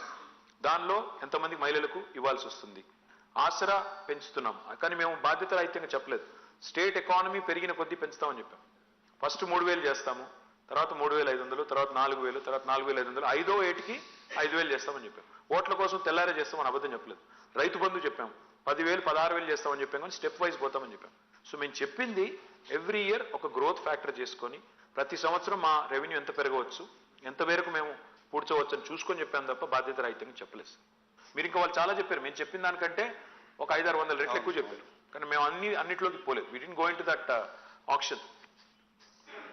విజయ్ సార్, తెలంగాణకు సంబంధించి ఎక్కువ మంది సిట్టింగ్లకి ఈసారి, అంటే మోస్ట్ ప్రాబ్లీ దాదాపు 10-15 తప్పిస్తే ఎక్కువ మంది సిట్టింగ్లకు ఇచ్చారు. ఆ సిట్టింగ్లకు ఇవ్వడం వల్ల ఏమైనా ప్రతిబంధకం అవుతుందా, లేదా మీకు ఆయన అడ్వాంటేజ్ ఉందా? చూసి బోర్ కొట్టిన మొహాలు అంటారా ఎట్లా? అంటే చాలా కాన్స్టిట్యున్సీలలో అంటే 2 టర్మ్స్కి మేము బోర్ కొడితే మరి కాంగ్రెస్ వాళ్ళు 11 టర్మ్స్ భరించారు కదా. నేనేమన్నా అంటే గవర్నమెంట్ అనేది అల్టిమేట్ గా చూస్తే, అంటే మరి నవీన్ పట్నాయక్ గారు ఇప్పుడు 5th టర్మ్ అనుకుంటా, 5th, 4th, అట్లాగే ఏమంటారు గుజరాత్ లో 5th, 6th term, 6 terms consecutive గా. సో మరి వాళ్ళకేమో మార్పు మంచిది కాదు, మా కాడికి వచ్చేసరికి మార్పు. అందుకే నేనేమంటున్నా అంటే సిట్టింగ్లు అనే దానికంటే కూడా చూసేది సార్వత్రిక ఎన్నిక. విజయ్ గారు, రాష్ట్రాన్ని ఎవరి చేతిలో పెట్టాలి అనే ఎలక్షన్. ఎమ్మెల్యే క్యాండిడేట్ కూడా ఇంపార్టెంట్, నేను కాదనట్లేదు. But at the same time రాష్ట్రాన్ని ఎవరు నడుపుతారు? నేను ఇవాళ స్ట్రైట్గా అడిగేది ఒకటే. ఇప్పుడు కాంగ్రెస్ వాళ్ళు తుమ్మాలంటే ఢిల్లీ పర్మిషన్ కావాలి, దగ్గాలంటే ఢిల్లీ పర్మిషన్ కావాలి, రూపాయి ఖర్చు పెట్టాలంటే ఢిల్లీ పర్మిషన్ కావాలి, టికెట్లు ఢిల్లీ, బీఫామ్ ఢిల్లీ. వీళ్ళు 6 నెలలకు ఒకసారి ముఖ్యమంత్రిని మార్చే అలవాటు. వీళ్ళు రేపటి రోజున ఇన్ని స్కీములు పెట్టి, ఇన్ని హడావుడ్లు చేసి గ్యారంటీ అని రాసిచ్చారు, సంతకాలు పెట్టారు. నేను 100% చెప్తున్నా, ఇలా గుర్తుపెట్టుకోండి. రేవంత్ రెడ్డి గారు 2 చోట్ల ఓడిపోతున్నారు, కామారెడ్డిలో, కొడంగల్లో. మరి ఆయన సంతకం పెట్టించిన గ్యారంటీ కార్డు ఏమవుతుంది? రేపు చెల్లుతుందా? నేనేమన్నాను సార్ అంటే, అల్టిమేట్గా ప్రజలు చూసేది రాష్ట్రాన్ని ఎవరు నడుపుతారు. ఇవాళ కాంగ్రెస్లో ఎవరు నడుపుతారు అంటే వాళ్ళకే తెలవదు. కాబట్టి ప్రజలు అంత అమాయకంగా ఎవరి చేతుల్లో పడితే వాళ్ళ చేతుల్లో రాష్ట్రాన్ని పెడతారని నేను అనుకోను. ఎమ్మెల్యేల మీద అక్కడక్కడ ఉన్నది అని మీరు అంటున్నారు. బట్ అల్టిమేట్గా చూస్తే మాత్రం మా ఎమ్మెల్యేలు కూడా వాళ్ళ బేసిక్స్ అన్నీ చేశారు. డ్రింకింగ్ వాటర్ అయింది, పవర్ అయింది, రోడ్స్ అయినాయి, అగ్రికల్చర్ బాగా ఉంది. చిన్న చిన్నవి ఉంటాయి అక్కడక్కడ ఇష్యూస్. అవి మేము ఊహించేది ఆశించేది ఏంటంటే అవన్నీ చిన్న చిన్నవి అంటే సర్దుకుంటాయి. మాకు కావాల్సింది 51% ఓటు. మిగతా 49% కొద్దిగా అటు ఇటు ఇటు అటు అయినా 51% రావాలి. 30 మంది దాకా ఎమ్మెల్యేల మీద ప్రజల్లో బాగా తిరుగుతుంది. అట్లాంటి కాంగ్రెస్ మీద ఎంత ఉండాలి? వాళ్ళని మీరు ఇంపోజ్ చేశారు అనే ఇందాక చెప్పిన హర్ట్ ఫీలింగ్ లో అది కూడా ఒకటి. ఎందుకంటే ఏకపక్షంగా వాళ్ళని కనుక తీసేసి ఉంటే, అంటే మార్చి ఉంటే మీకు ఇప్పుడు ఉన్నంత టెన్షన్ ఉండేది కాదేమో. అంటే శ్రీనివాస్ గారు ఆనెస్ట్లీ మరి 11 సార్లు మోసి మోసి మోసి కాంగ్రెస్ బోర్ కొట్టలేదు అంటారా జనాలకి? మనుషులు మారుతారా? మనుషులు మారినా సరుకు అదే కదా సార్. కొత్త సీసాలో పాత సార్ అదే సరుకు. సార్ ఇందాక మీరు గుజరాత్ గురించి మాట్లాడినారు. గుజరాత్లో బోర్ కొట్టలేదా జనాలు అంటే గుజరాత్లో 3-4 చీఫ్ మినిస్టర్స్ మారినారు సార్. తెలంగాణలో కూడా అటువంటి మారే అవకాశం ఏమైనా ఉందా ఈసారి? మా chief minister is in the pink of his health sir. అయినా కూడా మారొచ్చు. అందుకే చెప్తున్నా, is in the pink of his health. బ్రహ్మాండంగా ఉన్నారు కాబట్టి ఆయనే ఉంటారు. అందులో మీకు అనుమానం వద్దు, నాకు అనుమానం వద్దు, ఎవరికి వద్దు. ఆయన సూటిగా అడగట్లేదు సార్. 1 year తర్వాత 2 years తర్వాత మీరు ఆ సీట్లోకి వచ్చే అవకాశం ఉందా? మీరు ముందు గెలిపించండి సార్. మీరు ముందు గెలిపించేస్తే, మీరందరూ కూడబలుకొని గెలిపించేస్తే ఆ తర్వాత మనం మళ్ళీ తిరిగి ఇట్లా కూర్చొని మాట్లాడతాం. అంటే ఈ మధ్యన ఒక టాక్ వచ్చింది sir, maybe Rabin saab you can ask. So ఒక టాక్ జనరల్ గా వచ్చింది ఏంటంటే, నేను హిందూ ఆఫీస్లో అనుకోండి జర్నలిస్ట్ మధ్యలో ఒక 40 కాన్స్టిట్యున్సీస్ లో KTR matters more than KCR అని. సో కేటీఆర్ ను ముఖ్యమంత్రిగా చేస్తే, అభ్యర్థిగా ప్రకటిస్తే ఈసారి 3వ టర్మ్ మీరు ఎక్కడో గొడవ పెట్టే పనిలో ఉన్నారు. మీరు ఏదో గొడవ పెట్టే పనిలో ఉన్నారు. నాకు అట్లాంటి ఐల్ బి ఆనెస్ట్. లేదు సార్, ప్రజలకు నాకు ఐల్ బి ఆనెస్ట్. జీవితంలో ఎన్నడూ మంత్రి అవుతానని కూడా కలలో అనుకోలేదు. నేను కలలో కూడా అనుకోలేదు. 2014లో నిజంగా సిచ్యువేషన్ ఏంటంటే, I told my wife I'm retiring from politics. ఏ రోజైతే ఆయన కేసీఆర్ గారు కాంగ్రెస్ లో పార్టీని కలిపేద్దామని, విలీనం చేద్దామని డిసైడ్ చేశారు, ఐ టోల్డ్ మై వైఫ్ నాకు ఈ పార్టీ అంటే అసహ్యం, నేను ఉండలేను, ఇమ్మడలేను, నా వల్ల కాదు. అయినా వచ్చింది తెలంగాణ వస్తే చాలనుకుని వచ్చాము, చాలు ఈ జీవితానికి చాలు, రిటైర్ అనుకుని ఆ ఇంట్లో అడుగు పెట్టాము, సోనియా గాంధీ ఇంట్లో. మా అదృష్టం ఏంటంటే సోనియా గాంధీ గారు మొత్తానికి ఎందుకో కానీ ఆ విలీన ప్రతిపాదన అది సరిగా హ్యాండిల్ చేయలేదు, మొత్తానికి మా నెత్తిన పాల్పోశారు. సో అనుకోకుండా మంత్రి అయ్యాను. నేను మంత్రికి పదవి ఇచ్చేటప్పుడు కూడా నేను సీఎం గారు పిలిచి ఇస్తున్నాను అంటే నేను చెప్పాను, సార్ వద్దేమో, ఎందుకంటే మిమ్మల్ని అంటారు, కుటుంబ పాలన అంటారు, మిమ్మల్ని తిడతారు, మీ క్యాబినెట్లో నేను ఎందుకు సార్, మీరు ఉంటే చాలు కదా అని అన్నాను. అంటే ఆయన ఆ రోజు ఒక మాట చెప్పారు నాకు. ఏమన్నారంటే, ఈ రోజు కాదు నీకు 10 ఏళ్ల తర్వాత నిన్ను మంత్రిని చేసిన, సీనియర్ ఎమ్మెల్యే అయిన తర్వాత మంత్రి చేసిన ఇదే మాట అంటారు, ఇదే తిట్లు తిడతారు. ఒకసారి అవకాశం ఇచ్చిన తర్వాత నువ్వు ప్రూవ్ చేసుకుంటే, నువ్వు నిజంగా ఎఫిషియెంట్ అడ్మినిస్ట్రేటర్ ప్రూవ్ చేసుకుంటే సర్వైవ్ అవుతావు, లేకపోతే కొట్టుకుపోతావు. ప్రజాస్వామ్యంలో సింపుల్ సూత్రం అది అని చెప్పారు. So I accepted. And now మీరే అంటున్నారు మీకు ఆఫీస్లో టాక్ అని. నేనేమంటున్నా అంటే జర్నలిస్ట్ మధ్యలో టాక్. అదే సార్, నేనేమంటున్నా అంటే నాకు I have no such illusions about myself. నేను చూసేది ఏంటంటే ఇదంతా నాకు బోనస్ పీరియడ్. ఈ 9.5 ఏళ్ళు బోనస్. దీనికంటే ఇంకేదో కావాలని ఆశపడడం అత్యాశ అవుతుంది, దురాశ అవుతుంది. నాకు అట్లాంటి ఆశ లేదు. CM I'm very happy. No I'm honestly telling you, next time నాకు మంత్రి పదవి ఇవ్వకపోయినా ఒక ఎమ్మెల్యేగా పనిచేయమన్నా, పార్టీకి వెళ్ళి పనిచేయమన్నా చేస్తాను. అంతే తప్ప నాకు సీఎంలు పిఎంలు అట్లాంటి ఆశలు అంబిషన్లు ఏమీ లేవు. సుఖంగా ఎక్కడున్న ఇప్పుడు మా పార్టీ గెలవాలి, అదొకటే కోరిక, ప్రజలు బాగుండాలి, అదొకటే కోరిక. బండారు గారు ఒకటి ఇంకాక మాట చెప్పారు, రాజకీయాల్లో పాజిటివ్ యాటిట్యూడ్ ఉంటే ప్రామినెన్స్ దొరకదు, మీడియా దొరకదండి. పాజిటివ్ ప్రశ్నల పరిస్థితి కూడా అదే అని నాకు ఒకటి చెప్తానండి. ఇంకాక మీరు అంటే కొద్దిగా రివైండ్ చేస్తారు మరి వెనక్కి, ఎందుకంటే ఇప్పుడు సబ్జెక్ట్ వేరే. ఈ అవైలబిలిటీ యాక్సెసిబిలిటీ అని చెప్పారు కదా, సీఎం గారు ఎందుకు కలవరు జనాన్ని, అది ఇది అనే దాని మీద చర్చ జరిగింది కదా. ఒకటేంటంటే అవైలబిలిటీ అంటే పోయి కూర్చొని 10 to 5 కూర్చుంటారు, కానీ యాక్సెసిబిలిటీ ఉండదు. ఏం లాభం దానివల్ల అని ఒక వాదం ఉంది. దానివల్ల యాక్సెసిబిలిటీ ఈజ్ సంథింగ్ డిఫరెంట్. అంటే వాళ్ళు ఎవరైతే ఏ పని మీద వస్తారో ఆ పని జరగడం, అది పాజిటివ్గా తీసుకుంటే. నేను వచ్చిన నాగవల్లికో ప్రమీలో ఎవరో ఉందండి ఒక అమ్మాయి, ఒంగోలు నుంచి ఆ రోజు కరోనా టైంలో she came to Hyderabad for job, ఏదో ఇంటర్వ్యూ కోసం వచ్చింది. ఇది నేను ఫేస్బుక్లో చదివాను, అందుకే చదువుతున్నాను. She wrote it. అది ఏం రాసిందంటే, వచ్చిన తర్వాత మొత్తం ఇటు నుంచి అడిపోవడానికి అటు నుంచి ఇడిపోవడానికి అయిపోయింది, మొత్తం ఇక్కడ అంతా క్లోజ్ అయిపోయినాయి, అంతా రకమైన భయంకరమైన బంద్ నడుస్తున్నది. ఆ టైంలో మీకు ఒక చిన్న ఇది పెట్టారు, ట్వీట్ పెడితే my team will assist you అని మీరు. ఫర్ దట్ షీ సాటిస్ఫైడ్, మళ్ళీ ఆమె మళ్ళీ వెనక్కి వెళ్ళిపోయింది. తర్వాత అంతా రాసింది. నేను చెప్పేది ఏంటంటే గవర్నమెంట్ స్పందించే గుణం ఉంటే నన్ను కలిశాడా లేదా అనేది ముఖ్యం కాదు అనేది నా ఉద్దేశం. కానీ ఎట్ ది సేమ్ టైం జనంలో ఒక సాధారణ జనంలో ఏముందంటే మామూలుగా ముఖ్యమంత్రి గారి దగ్గరికి పోయినాం, మంత్రి గారి దగ్గర పోయినాం, ఎమ్మెల్యే దగ్గరికి పోయినాం, కలెక్టర్ దగ్గరికి పోయినాం, ఒకసారి కలిస్తే సగం అసలు సమస్య పరిష్కారం కాకపోయినా సరే సంతృప్తిగా ఇంటికి వెళ్ళిపోతాడు. ఇది ఒక భారతీయుల్లో ఉన్నటువంటి సాధారణ సగటు జనంలో ఇది ఉందన్నమాట. అలా కాకుండా పని కావడం ఒకటే ముఖ్యం కాదు, పని అయినట్టుగా కనిపించేటట్టు కూడా కొంత చేయాలి, కొంత నాటకాలనండి ఇంకోటి. అదేమన్నా కాస్త తగ్గడం వల్ల ఈ రకమైన నెగిటివ్ ప్రచారం వచ్చింది. చేద్దాం సార్, మరి నెక్స్ట్ టైంలో పెట్టేద్దాం, ప్రజా దర్బార్ పెట్టేద్దాం. మీరు అన్నట్టు చేద్దాం, మాకేం ఇబ్బంది లేదు. ఎందుకంటే అల్టిమేట్గా మీరు అన్నది కరెక్ట్. పని అయిందా లేదా, అసలు డెలివరీ జరుగుతుందా సర్వీసెస్ అనేది ఒక పాయింట్ అయితే మీరు అన్నారు. Yes, to be fair is one thing, to appear to be fair is another thing. నేను పారదర్శకంగా ఉన్నాను, ఫెయిర్గా ఉన్నాను, నిజాయితీగా ఉన్నానని చెప్పుకోవడం ఎంత ముఖ్యం, ఉన్నట్టు కనబడటం కూడా ఎంత ముఖ్యం. ఇప్పుడు చాలా పార్టీల్లో ఏం చేస్తారు, టికెట్లు ఇచ్చేటప్పుడు 4 కమిటీలు వేస్తారు, ఫైనల్గా అధినేత నిర్ణయం తీసుకుంటాడు, అందరికీ తెలుసు. బట్ అదొక ప్రాసెస్ చేస్తారు, చేసి ప్రజాస్వామికంగా కనబడే ఒక ప్రయత్నం. అల్టిమేట్గా మాత్రం జరిగేది మళ్ళీ ఏది జరగాలో అదే జరుగుతుంది. కానీ నేను అనేది ఏంటంటే మీరు అన్నది కరెక్ట్ కూడాను.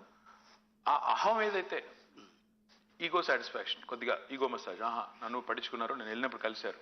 కానీ ఇంకొకటిలో డేంజర్ కూడా ఉందండి. నేను చూసింది, ఇప్పుడు నాకు 2-3 సార్లు ఎదురైంది అనుభవం. మీరు చెప్పే రోజులు కొద్దిగా వెనకాల రోజులు, ఇప్పుడు రోజులు ఎట్లా మారినాయంటే అప్పుడప్పుడు వచ్చి దరఖాస్తు ఇచ్చారు, మళ్ళీ 2వ సారి కలిసాం అనుకోండి, 3వ సారి కలిసాం అనుకోండి, సార్ నీకు 3 సార్లు ఇచ్చినా సార్ ఇంక ఇల్లు లేదు సార్ అంటారు. 3 సార్లు ఇచ్చినా సార్ ఇప్పటికి. నేను అంటాను, సార్ 3 సార్లు కాదు బాబు, నువ్వు పని మనదనుకున్నప్పుడు, పని నాదనుకున్నప్పుడు 3 సార్లు ఇచ్చినా 4 సార్లు ఇచ్చినా మీరు కొద్దిగా వెయిట్ చేయాలి బ్రదర్. ఎందుకంటే అక్కడ బంతి భోజనం లాగా, బంతి భోజనంలో అన్నీ ఒకసారి రావు, ఒకటి తర్వాత ఒకరికి వస్తుంది. దయచేసి అర్థం. సో ఆ ఇంపేషన్స్ కూడా ఉందండి. మీరు అన్నట్టున్నారు కదా, ఒకసారి ఇస్తే సంతృప్తి పడి సగం పోతారు. నో, అట్లా లేదు. ఇంకా అక్కడక్కడ ఇంకా విచిత్రమైన అనుభవాలు. నాకు మొన్న ఒకసారి ఎక్కడో ఏదో ఊరికి పోతే ఒక లేడీ వచ్చి నన్ను గట్టిగా అడిగింది. ఏమన్నది, నాకు 3 ఆడపిల్లలు, నేను ఎట్లా బతకాలి అన్నది.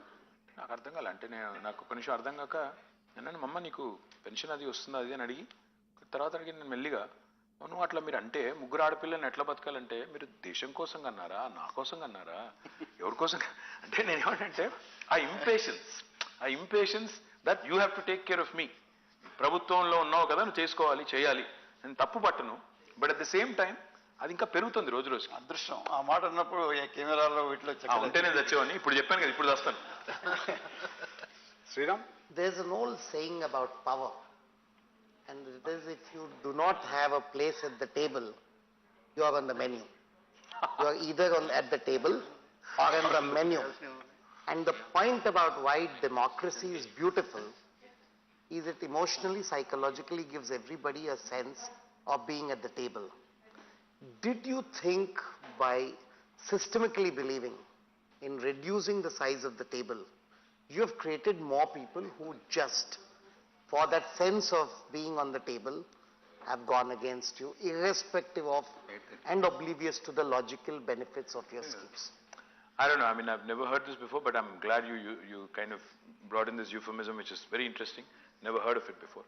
But I don't subscribe to that at all. In fact, like I said, the ordinary common man of this state or any country for that matter focuses only on, in fact, in other parts of the world, you see prime ministers and ministers traveling very casually in subways, etc., etc. People don't care as much because those are evolved democracies, much more mature democracies, because they don't care whether this guy is traveling or, trying to do something, positioning, politicking, whatever. ఎందుకంటే అంత సీరియస్గా అక్కడ తీసుకోరు. ఇక్కడికి వచ్చేసరికి ఏంటంటే ఒక మంత్రినో, ముఖ్యమంత్రినో, ఒక ఎమ్మెల్యేనో కలవడమే ఒక గొప్ప విషయం అనుకునే స్థాయికి వచ్చింది. I think that will change as we decentralize more, as we make things happen in a much more efficient manner, rather than, getting fixated over who gets a seat at the table or who becomes a part of the menu, I guess. But it's a great line, one line. Sir, 2 ప్రశ్నలు sir. ఒకటి, ఈ 5 ఏళ్ళు 10 ఏళ్ళు మీకు బాగా అత్యంత సంతృప్తినిచ్చిన ఒక అంశం ఒకటి సార్. 2, జర్నలిస్టులకు సంబంధించి కాంగ్రెస్ పార్టీ రకరకాల హామీలు ఇచ్చింది సార్. ఏ వర్గంలో అయితే విపరీతమైన పూర్నెస్ ఉందంటే జర్నలిస్టులే. మొన్న మా కవాడిగూడ రిపోర్టర్ 30 ఏళ్ళ నుంచి పనిచేస్తున్నాడు. 2 years బాగా ఇబ్బంది పడి ఆర్థిక సమస్యలు రకరకాల ఊరేసుకున్నాడు. మీ మేనిఫెస్టో చూస్తే జర్నలిస్టులకి దాదాపు ఏమీ లేవు. కాంగ్రెస్ వాళ్ళు మా పెన్షన్ ఇస్తామన్నారు, అది చేస్తాం, ఇది చేస్తున్నారు. మీరు వచ్చిన తర్వాత ప్రత్యేకంగా దీనికి ఏమైనా ప్రణాళిక ఉందా? నరసింహరావు గారు రెండో క్వశ్చన్ మొదటి చెప్తాను నేను. జర్నలిస్టులకు మా మేనిఫెస్టోలో సీఎం గారు అనౌన్స్ చేశారో చెప్పారు. హెల్త్ ఇన్సూరెన్స్ స్కీమ్ తెస్తామని చెప్పారు.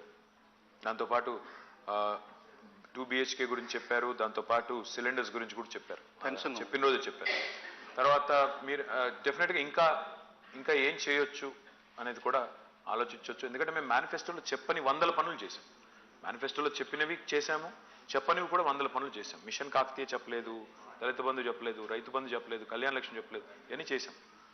మొదటి ప్రశ్న మీరు ఏదైతే అడిగారు మర్చిపోయాను.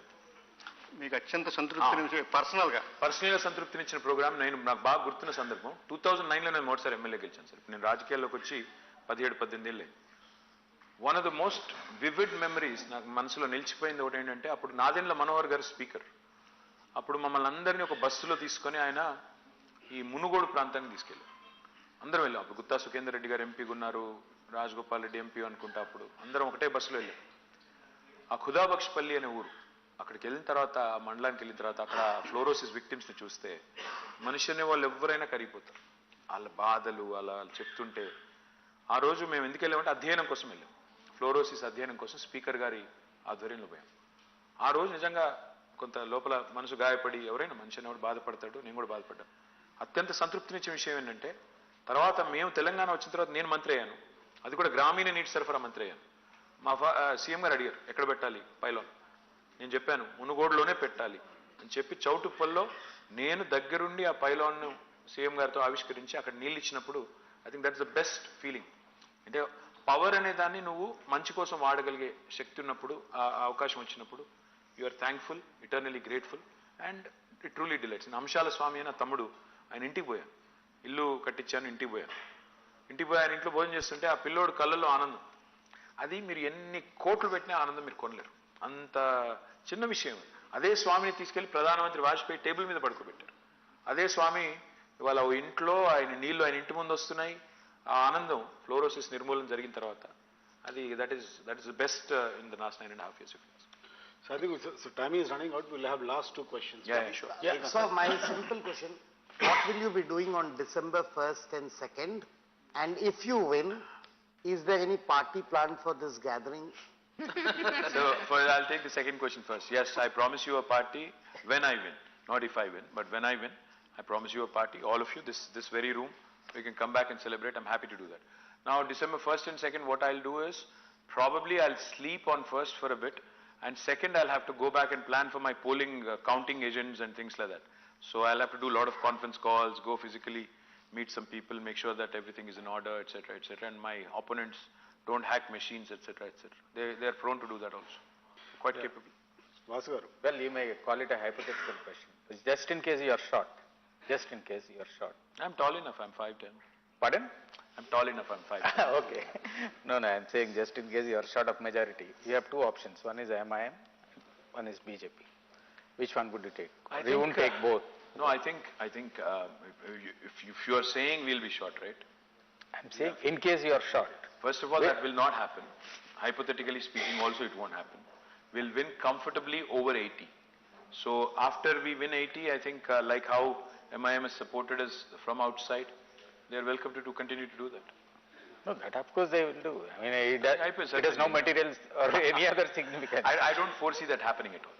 I don't So foresee in case, ante meer Vasu sir annattu, in case if you don't win, that always exists because I just want to recall an anecdote. When Amitabh Bachchan garu first time poti chestunnapudu 84 lo in Allahabad against H.N. Bahuguna anukuntaru, the very senior politician. Someone went and asked him, sir meer odipothe etla? Samasya ledu odipoyedanna.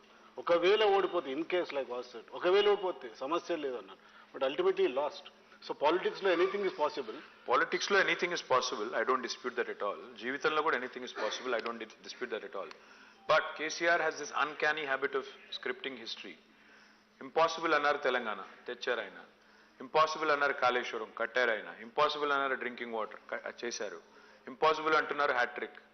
South India lo kotti chupedtam. 3rd December, wait and watch. Okay. Well, yeah. రైతు బంధుకి ఇప్పుడే election commission అనుమతి ఇచ్చిందంట. మొత్తం అందరికి immediate అకౌంట్లో amount వేస్తున్నారా? Which is good because PM Kisan కి already ఇచ్చారు, PM Kisan వేశారు. ఇది కూడా చేస్తే మంచిదే. I think we should welcome it. Okay, ఇంకా ఉద్యోగుల డిఏల గురించి కూడా రాశాము, అది కూడా ఇవ్వమని చెప్పండి మీరు. కొద్దిగా ఏమన్నా మీకు సిఫార్సు చేయండి మాకోసం. ఉద్యోగుల డిఏలు కూడా ఆపారు, అది కూడా ఇచ్చేస్తే అది కూడా మంచిగా జరుగుతుంది. అది రెగ్యులర్గా జరిగేటి ఇవన్నీ. I think that should not be disturb because of elections. Okay, sir. కానీ మీరు చాలా నాన్ స్పైసీగా నడిపారని అందరూ అనుకుంటున్నారు. So as we end this session, no, because we are very serious, sir, we are very senior and serious journalists, so we don't want to be. Next time have like some YouTubers. non-serious people so that you... Yeah, okay, sir. So as we end this session, Thank you. there is one small final question to Mr. KTR.